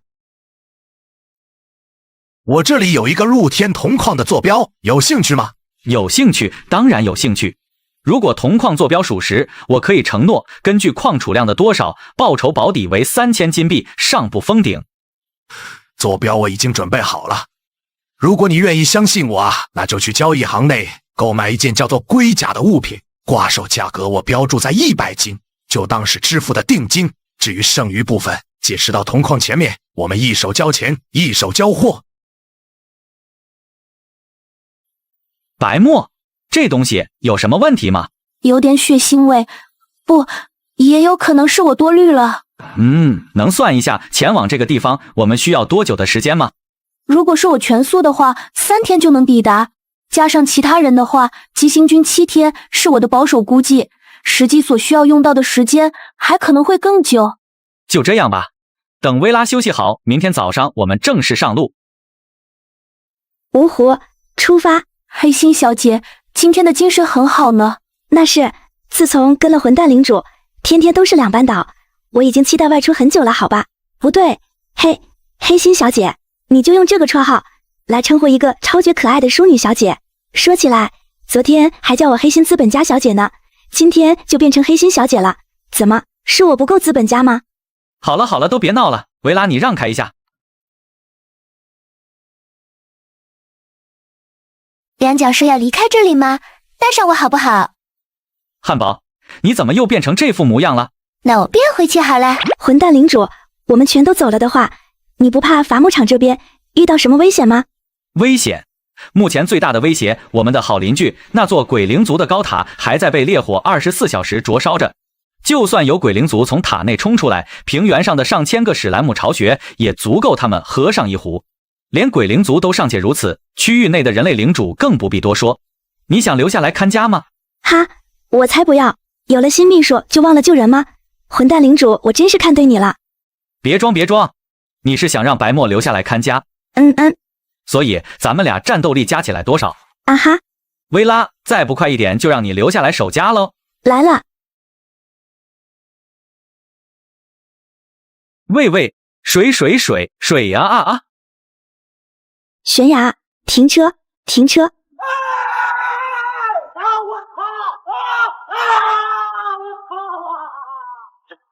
我要回家！Hello， 你好呀！卧槽！这个有点实用价值，但不多，算5铜吧。这个东西不错，长势快，营养高，除了难吃以外没有缺点，算20铜好了。咦，香料哎，2斤3铜，12铜。混蛋领主，都收集好了。那个有没有一种可能，你们偷的是我未来几天的伙食？我们刚刚拿的时候，你可是看着我拿的，光明正大的拿，能叫偷吗？而且这些草种明明就在杂草堆里，你们连收割都没有收割。薇拉，少啃点草地，拿着这钱去买几个面包吃吧。有人知道战争游戏的氪金渠道在哪里吗？我刚看一个一眼就是豪华做其皮肤的人，一路火花带闪电从我面前飞了过去，我也不想再努力了。666，楼上的议政了吧？战争游戏里充钱买皮肤，真亏你想得出来。现在的人面故事都这么不走心吗？就算是鬼灵族都没有一路火花带闪电的特效吧？倒不如说，如果说是鬼灵族有什么外观特效，还更能令人信服一些。说是人的坐骑，那就有些太假了。我能作证谢将军说的都是真话，因为我给予王大高高的便利，随时从句我的自身去斗龙带一步。就这次搜索本阵乘胜归来，开支便将商业家产冲入战争游戏。如今手下 SSS45关多如牛毛，交易行为本阵50铜，解锁本阵复仇故事后续章节。哼，这帮人简直就是混蛋！能拿得出这么多金币，他肯定氪金了。进入战争游戏之前，他玩网游就是喜欢将翅膀宠物做齐拉满的那一类人，不图什么属性加成，只是单单的求一个帅气漂亮。想要，真的好想要。决定了，出山一定要找到那个驾驶着战车的领主，一来是问问对方那宝马的购买渠道，二来也是为了还自己一个清白。想必这位小姐就是良心小贩本人吧？啊，你是在说我？是的，小贩小姐。女生，良心小贩居然是个女生，毁掉了自己初始优势，还在交易行摆了自己一道的良心小贩居然是个女生。哈哈，我说小贩姐啊，咱们不是来做交易的吗？赶紧聊正事儿呗。这位是我路上收养的流浪汉而已，不必管他。如果这处矿产你是诚心想卖的话，我们可以给到8000金。8000，要不然干脆拿钱走人。怎么样，同意吗？大人，别忘了我们的计划，他们手中的钱远不止如此。哈哈哈，我当然同意，还得多谢您的大方。有了这笔钱，我往后的日子里可就好过多了。眼下鬼灵族肆虐，我躲在这隐蔽地方倒是没事，但看几位形单影薄的，出门不带些领民得多危险，这一路赶来怕是不容易吧？哪能有什么危险？就算有危险，老兄觉得以小贩姐的财力能应付不了。是，以小贩姐的财力，瞬间招出成千上万人都不是问题。你看我这脑子，居然把这事给忘了。您已进入到被伏击状态，您的聊天面板和招募面板将被暂时禁用。你什么意思？我什么意思啊？哈哈哈哈哈！我的意思很简单啦，小贩妹妹，我有一个伟大的事业，需要小贩妹妹的帮助，不知道几位能否跟我走一趟呢？卡恩，出来见见我们未来的新朋友。若非曾经发生过一场意外，导致战马被人斩杀，他的战斗力甚至能超过150。当然，现如今的卡恩战斗力也在100以上。只要有卡恩在此，配合上密党众多领主和各自的人马，留下了战车上区区3人，完全不是问题。这个人到底是怎么回事？他为什么要伏击我们？而且他那些兵种也不像是我们这个时代的产物吧？确实不像。哼，我明明报价已经很中肯了，这帮不知足的混蛋。白墨，如果是你的话，能有几成突围把握？虽然白墨的500点战力看着很多，但零和并没有见识过高端战力的属性面板，因此他并不知道这500点战力与高等时代的兵种相比起来究竟如何。领主大人，你要是问突围把握的话，10成。不过我并不建议我们现在突围。哦，那白墨，你觉得我们现在该怎么做？你愿意相信我吗？就像你相信薇拉小姐那样。总算说对我的名字了。用人不疑，疑人不用。只要你愿意相信我，那么我自然是相信你的。莫不会让您失望的。圣人云，不教而诛是为虐。所以诸位，我觉得我们可以继续谈谈。如果正如薇拉小姐所说那般，是报价让诸位不满意的话，我们……你算是个什么东西？是你家领主哑巴了吗？所以才有了你说话的份。圣人又云，教而不悔，周之。此举自然合乎周礼。好一个合乎周礼！现在诸位可否静心听我一言？凡事大家先讲道理嘛，没有什么事情是通过交流解决不了的，不是吗？如果是报价不满意的话，我可以私自做主，在薇拉小姐的报价基础上再提价1成，也就是8800金币，然后在这个基础上不整到9000，多余的金币就算做赠与2位兄弟的抚恤金，你觉得如何？一条人命100金，我是不是还得夸一句对面真有礼貌？我拒绝。你们的话说完了，我也给几位指一条明路，如何？放下武器投降，你们还能留一条活路。否则的话，我们这么多人一拥而上，仅凭你那区1辆战车，恐怕是护不得你们的周全。届时，除了他之外，你们谁都活不了。啊，我说白了，我白说了。为什么明明很简单的一件事，非要用命去解决呢？该死！卡恩，杀了他们！还有你们也是，都给我上！除了那良心小贩之外，剩余2人一个不留。圣人曰：逝者如斯夫，不舍昼夜。其意为敌人的尸体就该不分昼夜的在河水中流淌。看来我们只能是敌人了。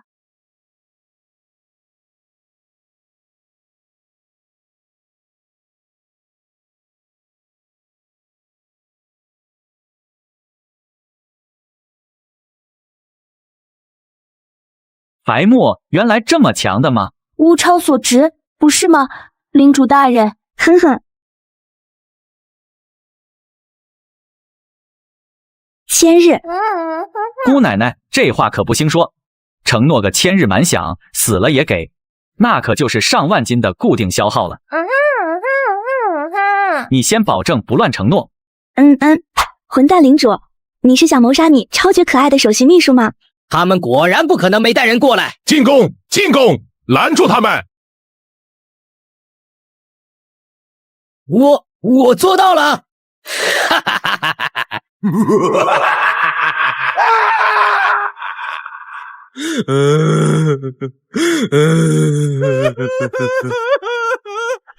救命啊！我们到底在跟什么战斗？他们不是人，是鬼，是地狱里爬出来索命的恶鬼。一切为了利益。卡恩，你到底在干什么？不要再顾虑他们的性命了。做不到杀2留1，那就给我杀光他们。参连，我的卡恩，混蛋从商，我居然被一个刚加入组织的新人给算计了。这良心小贩的实力根本就不是新人领主能拥有的，他那15关的战斗力也远超了10代1、10代2的范畴。如果不是从商，我根本就不会把主意打到良心小贩的身上。早在对方开价8000金币的时候，我就已经打算走了。领主大人，好剑法！哈哈哈，也没那么好了。我的臂力发射出的箭矢飞得歪歪扭扭，预估抛个几米就得落地。谁曾想白墨居然直接拉弓跟上，甚至手中发出的箭矢还不偏不倚地与我的箭矢合并，并将其裹挟着刺穿了幽狼的小腹。说起来，这也是白墨的攻击技能之一吗？相持效果，发射出一支回旋箭矢，可与任意小体积投掷物合并，且小幅度更改目标攻击方向。合并后，该投掷物继承此单位基础攻击力90%。昧着良心说这种话，你的心真的不痛吗？不痛吗？况且领主大人的剑法真的很好呢。真的？当然是真的。圣人曰，商场即是战场，从而可以推断出战场就是商场。战场上不都是打打杀杀，更多的是还是人情世故。黑心小姐，你要学的还有很多哦。我亲爱的卖家，你这是打算去哪里啊？别杀我，我同意交易，你们说什么我都同意。圣人曰，小人畏威而不怀德，现在说这些话，不觉得太晚了吗？我们给过你不止一次机会，明明即使不同意交易，我们也大可好聚好散。而你，好好看看你做的好事吧。圣人曰，以德报怨，何以报德？今日就算是圣人亲临，怕是也饶不得你。不，我不要了，我什么都不要了，都给你们，饶了我，求求你们饶了我。对了，我有用，我还有用，我知道很多事，你们想了解什么，我都可以告诉你们。哦，所以你刚刚是说任何事都可以告诉我们？对，比方说这座露天的铜矿便是我们袭杀了一伙领主，利用其中一人的特殊能力找出来的。还有，停！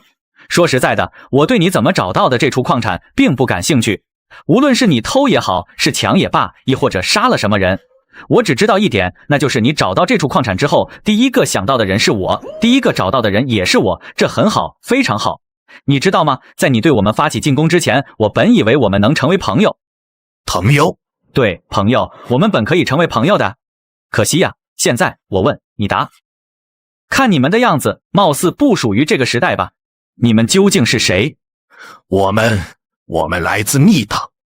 或许现在的你们无法理解，但在我们曾经的区域，那些人将我们称作辩解者阵营的一员。有关密党和辩解者的信息，幽狼毫无隐瞒地说了出来。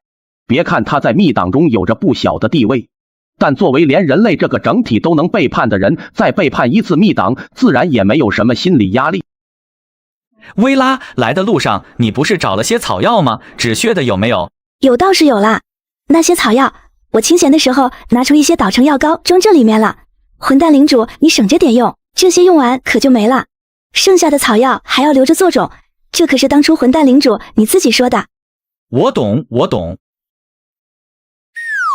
上药这种事儿总不用我帮你吧？为什么要救我？从你刚刚的话里，你们并非来自于这片区域。那么你们是怎么来的？是靠鬼灵族的高塔。半个月前，我们正在鬼灵族的高塔内帮助鬼灵族抵挡人类领主一方的入侵。也就在那时，鬼灵族忽然决定脱离原有地块，我们来不及从高塔中撤出，便也随着鬼灵族一同来到了这片新的区域。原来是这么来的。看样子鬼灵族并不属于这片区域的原生种族，他们的对手里包含时代3的人类领主，证明他们自身时代弱不到哪里去。既然如此，这么强的一批领主究竟是用了什么手段，才能如同降神一般来到蛮荒的石器时代炸鱼呢？这个我也不知道。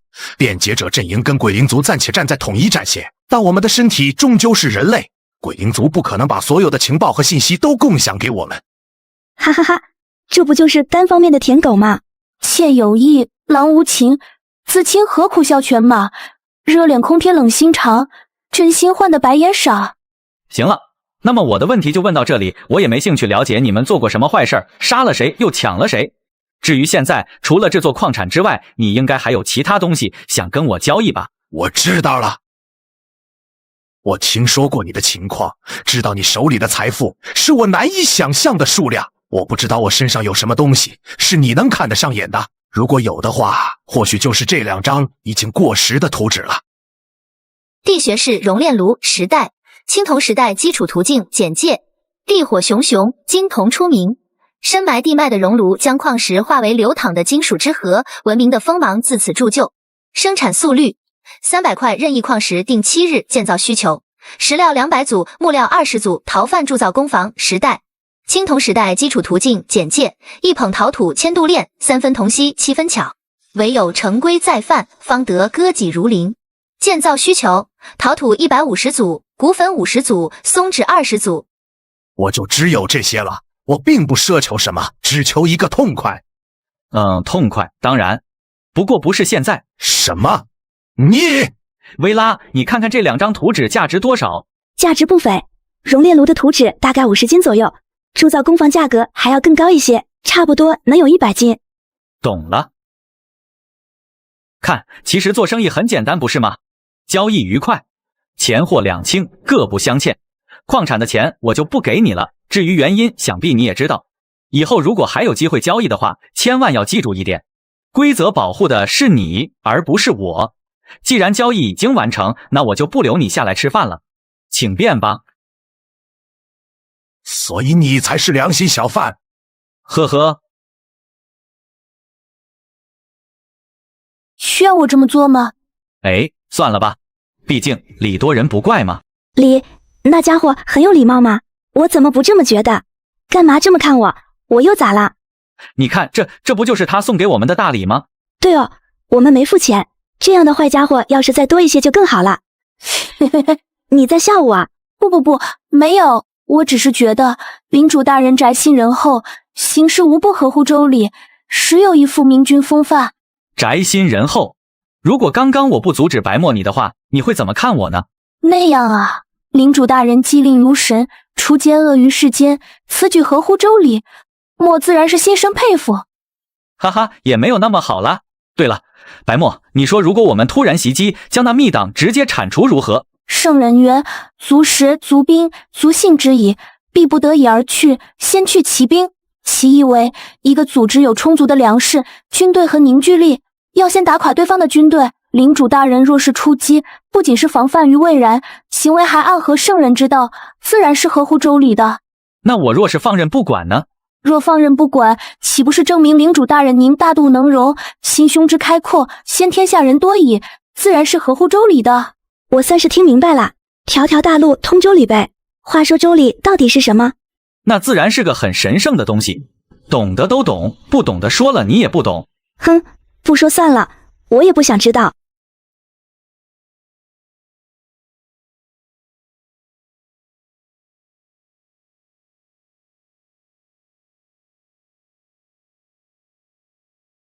素手指卷端坐如影，言行有度不予理据，居然结脉清风在一起，不离从容合乎周礼，一言一行皆群古典章，只手投足必合乎周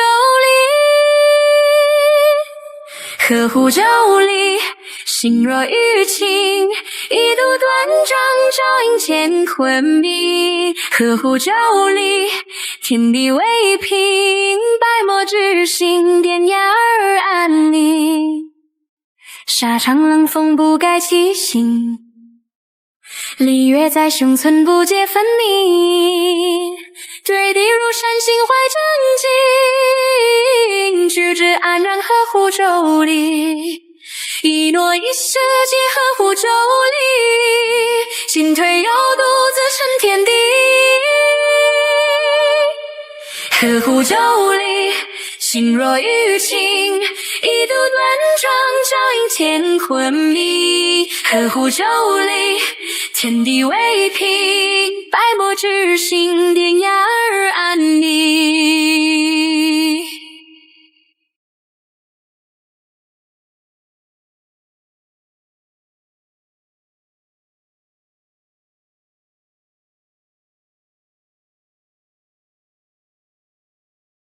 周道有原理也长存，万事更长皆合乎周礼，合乎周礼，声声长鸣，光耀人间，泪水永不尽，合乎周礼，长生不尽，百墨之力，清正而长宁，合乎周礼，星落雨晴，一度断肠，脚印乾坤里，呵护着你，天地为平，白墨之心，典雅而安宁。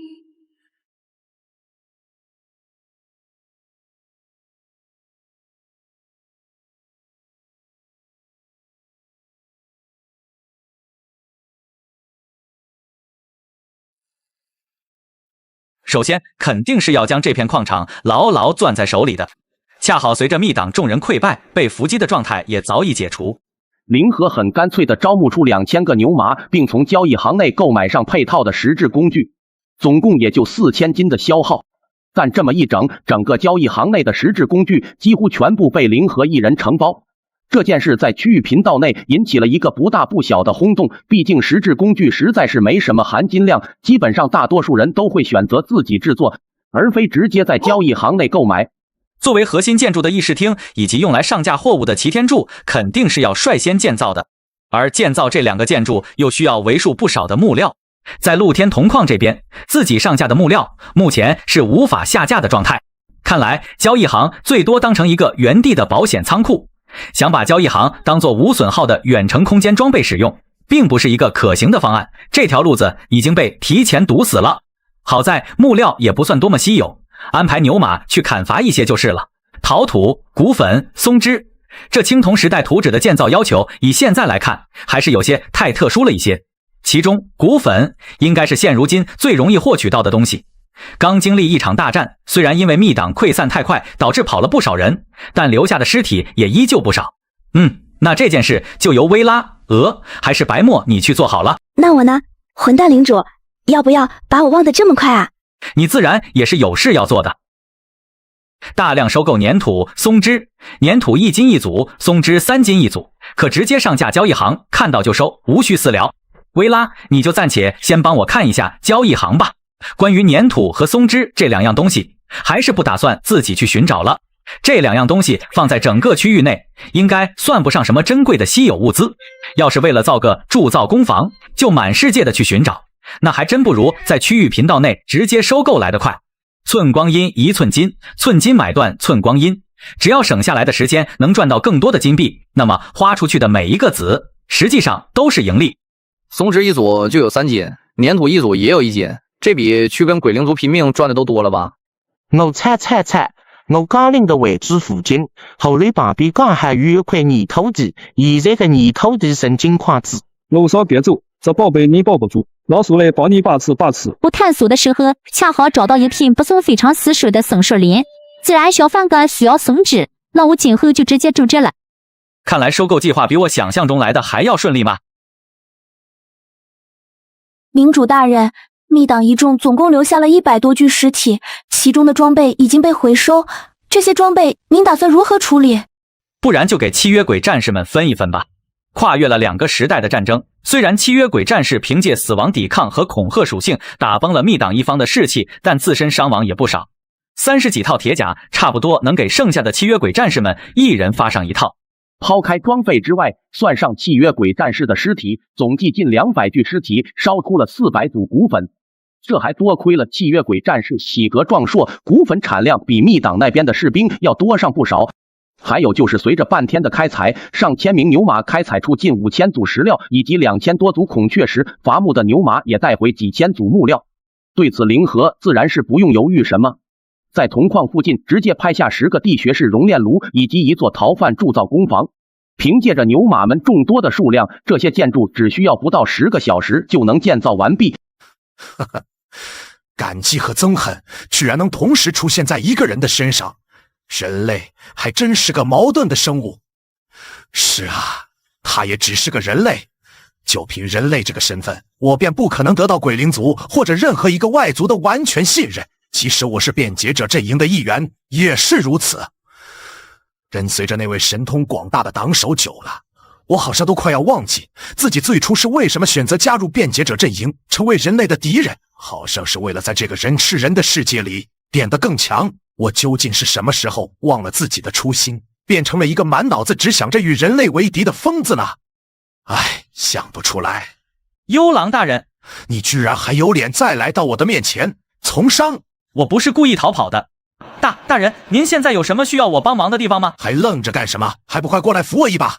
是，不然你以后就跟着我吧，离哭墙远点，他没你。我们可是队友。心软了，刀子便也就好捅进去了。金币，居然足足有30多枚金币，哈哈哈哈！杀死幽狼得到的经验值，直接将我彻底烂透的发育送回到了这片区域的第1梯队。即使相比起良心小贩，相比起那个经济点到爆表的发育狂魔，现在的我依旧什么都不是。越是去关注对方，越是去计算对方无力感便越深。凭借着市场，良心小贩的发育几乎等同于整片区域所有人类领主的总和。金山将它举得越来越高，以至于我越是想要去追赶、去攀爬，就越是感觉到窒息。幽狼死了，他的战士本应该发挥出更大的作用。大人，节哀。哈哈。所以我们现在可以恋童了吗？当然不行。为什么不行？你别不是想到什么少儿不宜的东西了吧？什么少儿不宜的东西？混蛋领主，你难道打算烧红铜出来吗？红铜不是青铜吗？铜也分红黄橙绿青蓝紫吗？抱歉，领主大人，圣人曰：知之为知之，不知为不知。对于黑心小姐口中的红铜，我确实未有了解。好吧，我的错，这确实不是个常识。呵呵，那就让本淑女来给你们解释一下好了。铜的种类有很多，大概有黄铜、青铜、白铜、红铜几种。其中黄铜需要在熔炼时将锌矿与铜矿一起熔炼，亦被称作铜锌合金，常常用来铸造乐器。而白铜则是铜镍合金，具有抗腐蚀的特性。一般很多没钱又爱装的人就会选择使用白铜餐具来代替白银，价格低廉的同时又不丧失面子。若是像混蛋领主这样什么都不管直接炼铜的话，最终的产物便是纯铜，也就是我刚刚所说的红铜。红铜导电性能非常优越，但制成装备后硬度仅只有可怜的35HV。那青铜呢？青铜啊，青铜大致可以分为2种，其中一种可谓是贯彻了整个青铜时代辉煌的造物，需要在铜的基础上加入锡矿，熔炼为铜锡合金。而铜锡合金，也就是青铜的硬度足足有100HV， 铜锡合金的硬度是纯铜的近3倍。你的意思是说，除了铜矿之外，我还得想办法去找什么锌矿和镍矿，最重要的是再找一处锡矿。或者混蛋领主，你也可以选择另一种青铜方案，深铜合金，一般由深铜半生矿石直接熔炼得出，工艺简单，硬度也能达到80HV。同为青铜，深铜合金相比起铜锡合金，虽然硬度更低，质地更脆，但制成装备之后却有一个显著的特点，那便是毒。冶炼深铜矿石所产出的副产物便是砷霜，或者您可以称呼它的另一个名字砒霜。深铜合金所制造出的青铜装备，成功划伤常规生命后，致死率要远远高于铜锡合金。还有，停，在继续聊青铜之前，能不能告诉我，红铜装备比之石器如何？那自然是更胜一筹。但是，若是使用红铜装备战斗，根据战斗的强度不同，每1到4个小时就必须进行一次打磨，以应对卷刃带来的锋利度下降。如果换成青铜的话，那么红铜和石器的缺点都将不复存在。等等，你的意思是，红铜装备每使用几个小时就需要打磨，而打磨又会损失装备厚度，以至于每使用一段时间，红铜装备便会彻底报废？差不多是这样，有什么问题吗？问题大了去了，我们下一个时代的低端产品，这不就来了吗？啊，什么意思？你难道忘了世界上最耐用的电灯泡生产公司是如何倒闭的吗？混蛋领主，你到底在说什么？我怎么听不懂？在进入到战争游戏之前，世界上最耐用的电灯泡生产公司所生产的电灯泡可以持续使用数十年甚至上百年不坏，结果却是市场完全饱和，不再有多余的需求，以至于引领一个时代的巨头公司最终惨淡收场，踩在先辈的尸骨上。后来者成立了太阳神联盟，从此将电灯的寿命规定在1000个小时，任何打破这个规则的人都将遭到市场的敌视与驱逐，而联合在一起的商人也因此赚得盆满钵满。居然还会这样！所以这便是市场啊，复杂冷酷，看似秩序却又不讲逻辑，市场就是这样的东西。能更详细的说说您的计划吗？当然没有问题。你们想，一个熔炉每7天才能熔炼出300块金属锭，而期间的熔炼损耗大约是每块金属锭需要耗费3组木料，这造价可不便宜呢。如果直接一步到位生产强大又耐用的青铜装备，你们觉得该如何定价才好？这个我知道，按照前期投入，还有生产期间的材料费和人工费，每块青铜锭10斤，应该是个比较合理的数字。假若我们放出10斤的青铜锭，有多少人能够买得起？那些买得起青铜锭的人，面对青铜装备的极高耐久度，又是否可能回购？或者说，如果真的需要青铜装备的话，他们直接联合在一起去开矿，是不是更加划算？这个嘛，先行者不一定就代表着巨大的利益和高枕无忧。10斤一块青铜锭，现如今几乎没人能买得起，以青铜的高质量，短时间内也不会有太多回头客。所以我们才需要红铜啊，不如青铜，胜过石器，自身又是消耗品，作为过渡也不会抢占未来青铜装备的市场。还有比这更完美的入门级商品吗？对于红铜的定价，我们甚至可以降低到3斤。3斤这个报价是不是太低了？这样定价的话，还有什么可以赚钱的地方？不，价格可不是这么算的。别忘了，木料市场掌控在我们的手里，我们是最大的卖方，而非买方。现在木料市场已经饱和，如果继续提高生产力的话，过量的产能无法直接卖出，能够产生的利益便也就等同于0，而这便是红铜的用处。您的意思的，假借红铜这一层外皮，实际上还是出售木料。正是如此。接下来我们需要做的就只有一件事：炼铜。炼铜，再炼铜，以红铜作为青铜时代的守门员，拦住每一个想要染指矿产的人。庆祝我们即将开拓新的市场，干杯！干杯！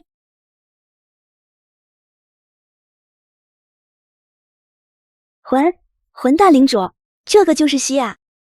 你是说这玩意儿就是锡？我的眼光是不会看错的。可是你先前不是说这个东西不值钱吗？在当时的我看来确实不值钱，因为这快乐水的罐子中虽然包含有锡，但锡的含量并不算很多。所谓的锡，其实就只有这罐子内壁上薄薄的一层。这才多一点啊！凡事不能只看剂量不看数量。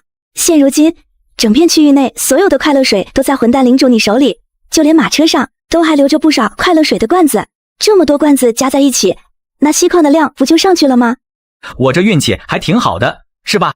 何止是运气好，铜锡合金对于锡的要求完全不算苛刻，锡矿含量从5到20之间都能打造出合格的青铜。即使按照最低标准的掺锡5打造出的青铜器，硬度也是红铜的2倍以上。也就是说，如果能够利用好我们手中的这些罐子，加起来完全可以武装起一批使用青铜器的人马。要不是事先知道什么情况，我都要以为这是混蛋领主你算计好的了。混蛋领主，这不会真的是你算计好的吧？哈哈，并没有。不过有一点很重要的问题，混蛋领主你得记住，那就是熔炼时只能在铜矿内掺入罐子的镀锡层。这快乐水的罐子主体造材为铝，一旦铜矿熔炼时掺杂过多的铝元素，那么整批金属都将彻底报废。这事情简单啊，把这个罐子砸开，然后仔细磨下里面的镀层，告诉我能不能办到？不会，但可以学。好样的！从今天开始，你们就是磨罐子小组的大队长和副队长，我再给你们安排几个人手。行了，杵在这儿干嘛？干活去吧，都干活去吧。看问题这不就解决了？上一个问题确实是解决了，但我们这什么时候有磨罐子小组队长这种职位了？嗨，又不用付额外的工钱，管他那么多干什么？这么说倒也是。混蛋领主，你的混蛋我认可了。别一天天认可一些不存在的东西啊！领主大人礼贤下士，知人善诱，自然是合乎周理的。出门匆忙，手中大部分的快乐水，还有喝完的快乐水空罐子，都还留在伐木场那边。在已经确定交易行不能当远距离空间装备使用的当下，如何运输这么多罐子，还真成了个问题。不，或许交易行也不是不能利用。凭借着极高的商业嗅觉，林鹤很快便发现交易行的另一个用处，那便是快递。只要付出足够的交易税，便能将物资在2个同族领主之间快速传递。唯一的缺点便是，如果定价太低，容易被区域内其他领主截胡。但对于喝完的空罐子来说，恐怕即使定价1铜，不，1铜还是容易被截胡的。不过定价个20铜、30铜之类的，肯定不会有怨种会花这么大的价钱去买一个空的破罐子。现在将罐子运过来的办法有了，那么问题是，人呢？领主我去哪里绑？你要是个人该多好啊！我这只是个比喻。嘻嘻，混蛋领主，本性暴露了吧？呜，大佬，我终于找到您了。你是哪个谁？哦，想起来了，你是那个躲在山顶上吃草的乞丐。吃草乞丐？不是大佬，你这么说也太扎心了吧！而且我有名字的，我叫李子安，是。等等，我没兴趣知道这些。有关你为什么出现在这里，我过一会儿再问。现在送你一场机缘，要不要？领主良心小贩对您发送了代理人邀请，若您不做出拒绝，将在10秒倒计时后默认接受。10、9、8、7、6。我同意。大佬，原来您就是小贩哥啊！你不知道，你都不知道我是谁，你追我干什么？哈哈，这个嘛，我说我就想来问问大佬，你坐骑哪里买的？大佬你信吗？坐骑？怎么，你是说你想要这个？对，是有什么隐藏商店吗？比如氪金多少就能解锁的那种超级 VIP 商店？我知道了，大佬你是不是重生者？早就预料到战争游戏出现，提前卖房借贷，全部氪进战争游戏里面，要给前世看不起你的人一个教训。根本没有你想的那么离谱，还什么氪金重生者的。虽然我手里财富确实不少，但我可以毫不犹豫地说，我手里的每一分钱，每一个铜板都靠血汗得来。是这样吗？就是这样。什么氪金，我平生最恨不劳而获的人了。这战车，如果你真的诚心想要的话，倒也不是不行。只不过这价钱嘛，1000金。1000金？1000金，你觉得很多吗？当然不多。成为我的代理人，区1000金而已，根本算不得什么。伸手。好多，大佬，你这是在做什么？不多不少，恰好1000。你在交易行随意买个东西试试，贵的东西。旋风斩挂售价格15金含交易税20%，是否购买？是。交易失败。先前跟汉堡一起搞史莱姆牧场时，就有过一种猜测，不过因为汉堡实在是太乖，我并不能坐实自己的怀疑。如今在小邪君身上试了一试，才确认心中的想法。代理人机制在对于金钱的处理上有一种并未写在纸面的隐藏规则，那便是你的钱是你的钱，我的钱是我的钱。你现在再买一本旋风斩试试。这怎么又成功了？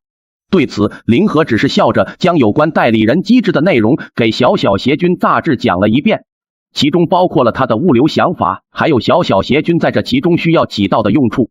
替我守着这处矿场，同时担任好物流节点的功能，你便能从与我进行的每一笔交易中取走1%的红利，这可比去拼死拼活的打仗要赚得多。也就是说，再过1-2个月的时间，我就能买坐骑皮肤了吗？我这个艰巨的任务就交给你了，能做到吗？保证完成任务。哈哈哈，不用这么正经。虽然不是很想问，但混蛋领主，你就那么相信那个人吗？即使只见过2面。见面总时长不超过30分钟。相信，哈哈哈，我相信手下的每一个人，大不了不合适的话开除掉，再换一个便是。那倒也是。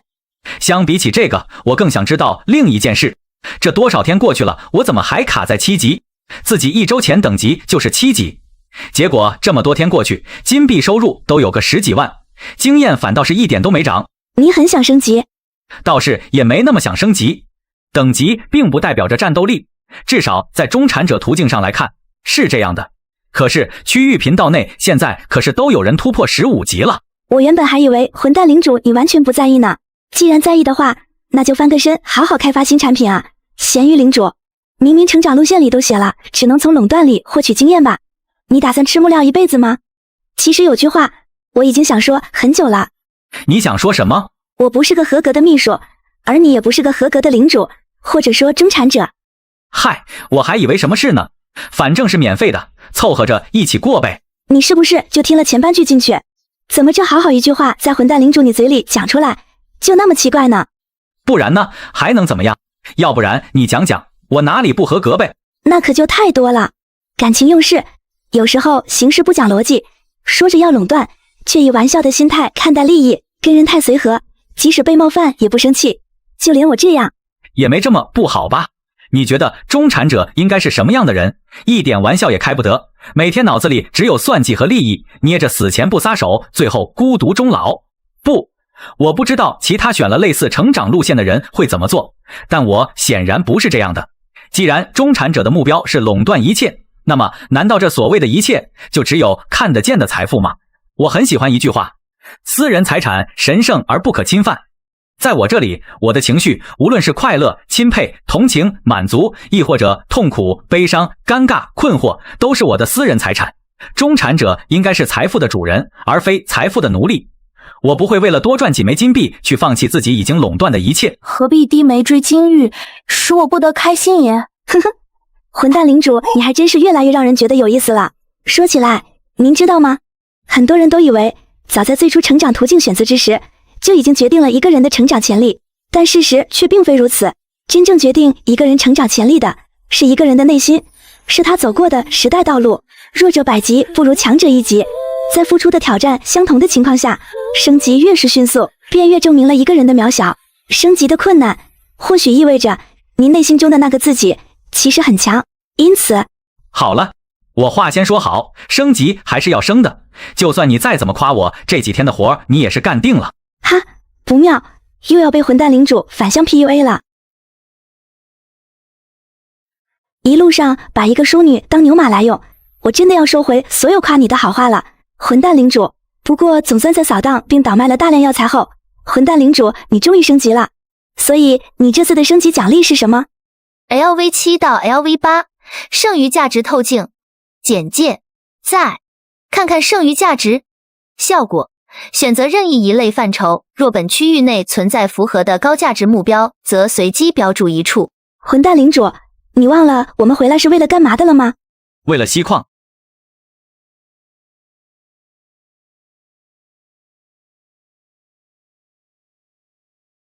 快乐水罐子已经全部上架了，别忘了做事。这些快乐水罐子刚好够溶出一炉青铜。好的，大佬。薇拉，你刚刚是不是还有话想说来着？混蛋领主，你就不能听我把话说完吗？我刚刚想说的是，按照稀有度进行计算的话，锡矿石其实也是高价值目标的一种。如果我对高价值目标的理解没有出错的话，使用这个道具寻找高价值矿物，找到锡矿石的概率很高，而且很可能是深藏在地表之下的富矿层。混蛋领主，你这运气到底是怎么回事？我怎么有种幸运女神在抢着给你喂饭的错觉？是因为灵化时代词条中附带的那个幸运加1？不像。难道真像混蛋领主你所说的那样，爱笑的人运气都不会太差？哈哈，哪有那么邪乎？不会是因为我还欠着10万金币吧？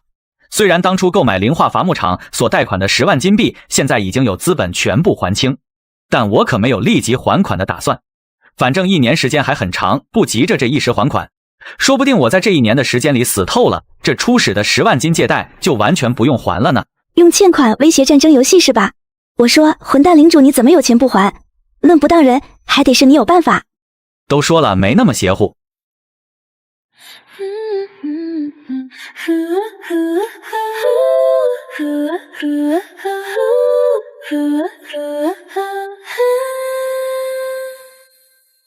你又能歪我的礼貌，算计的模样有点好笑，嘴上嫌弃说我太俗套，心却偷偷燃烧。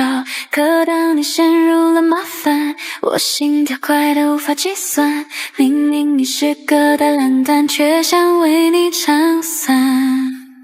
混蛋领主是个大笨蛋，讨厌你最难看，公式里多了心动变凉，这份喜欢无价也不还。混蛋领主是个大笨蛋，其实我最喜欢，就算未来没有香烟安慰，陪在你身边也是浪漫。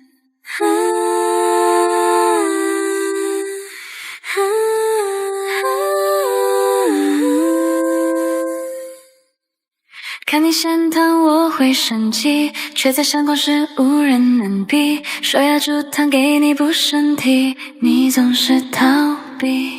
可当你露出了疲惫，我只想悄悄为你安慰，明明我才是最错会，却算不出错对。混蛋领主是个大笨蛋，讨厌你最难看。公式里多了心动变量，这份喜欢无价也不还。混蛋你只是个大笨蛋，其实我最喜欢。就算未来没有相依安稳，陪在你身边也是浪漫。假肢之痛也看不穿你心里的答案。若爱是亏本的买卖，我愿永远为你承担。你就是个大笨蛋，其实我最喜欢。就算未来没有相依安稳，陪在你身边也是浪漫。快点给我一个回答，让我靠在你肩膀吧。若你还装傻，我就继续喜欢你呀，我的混蛋领主呀。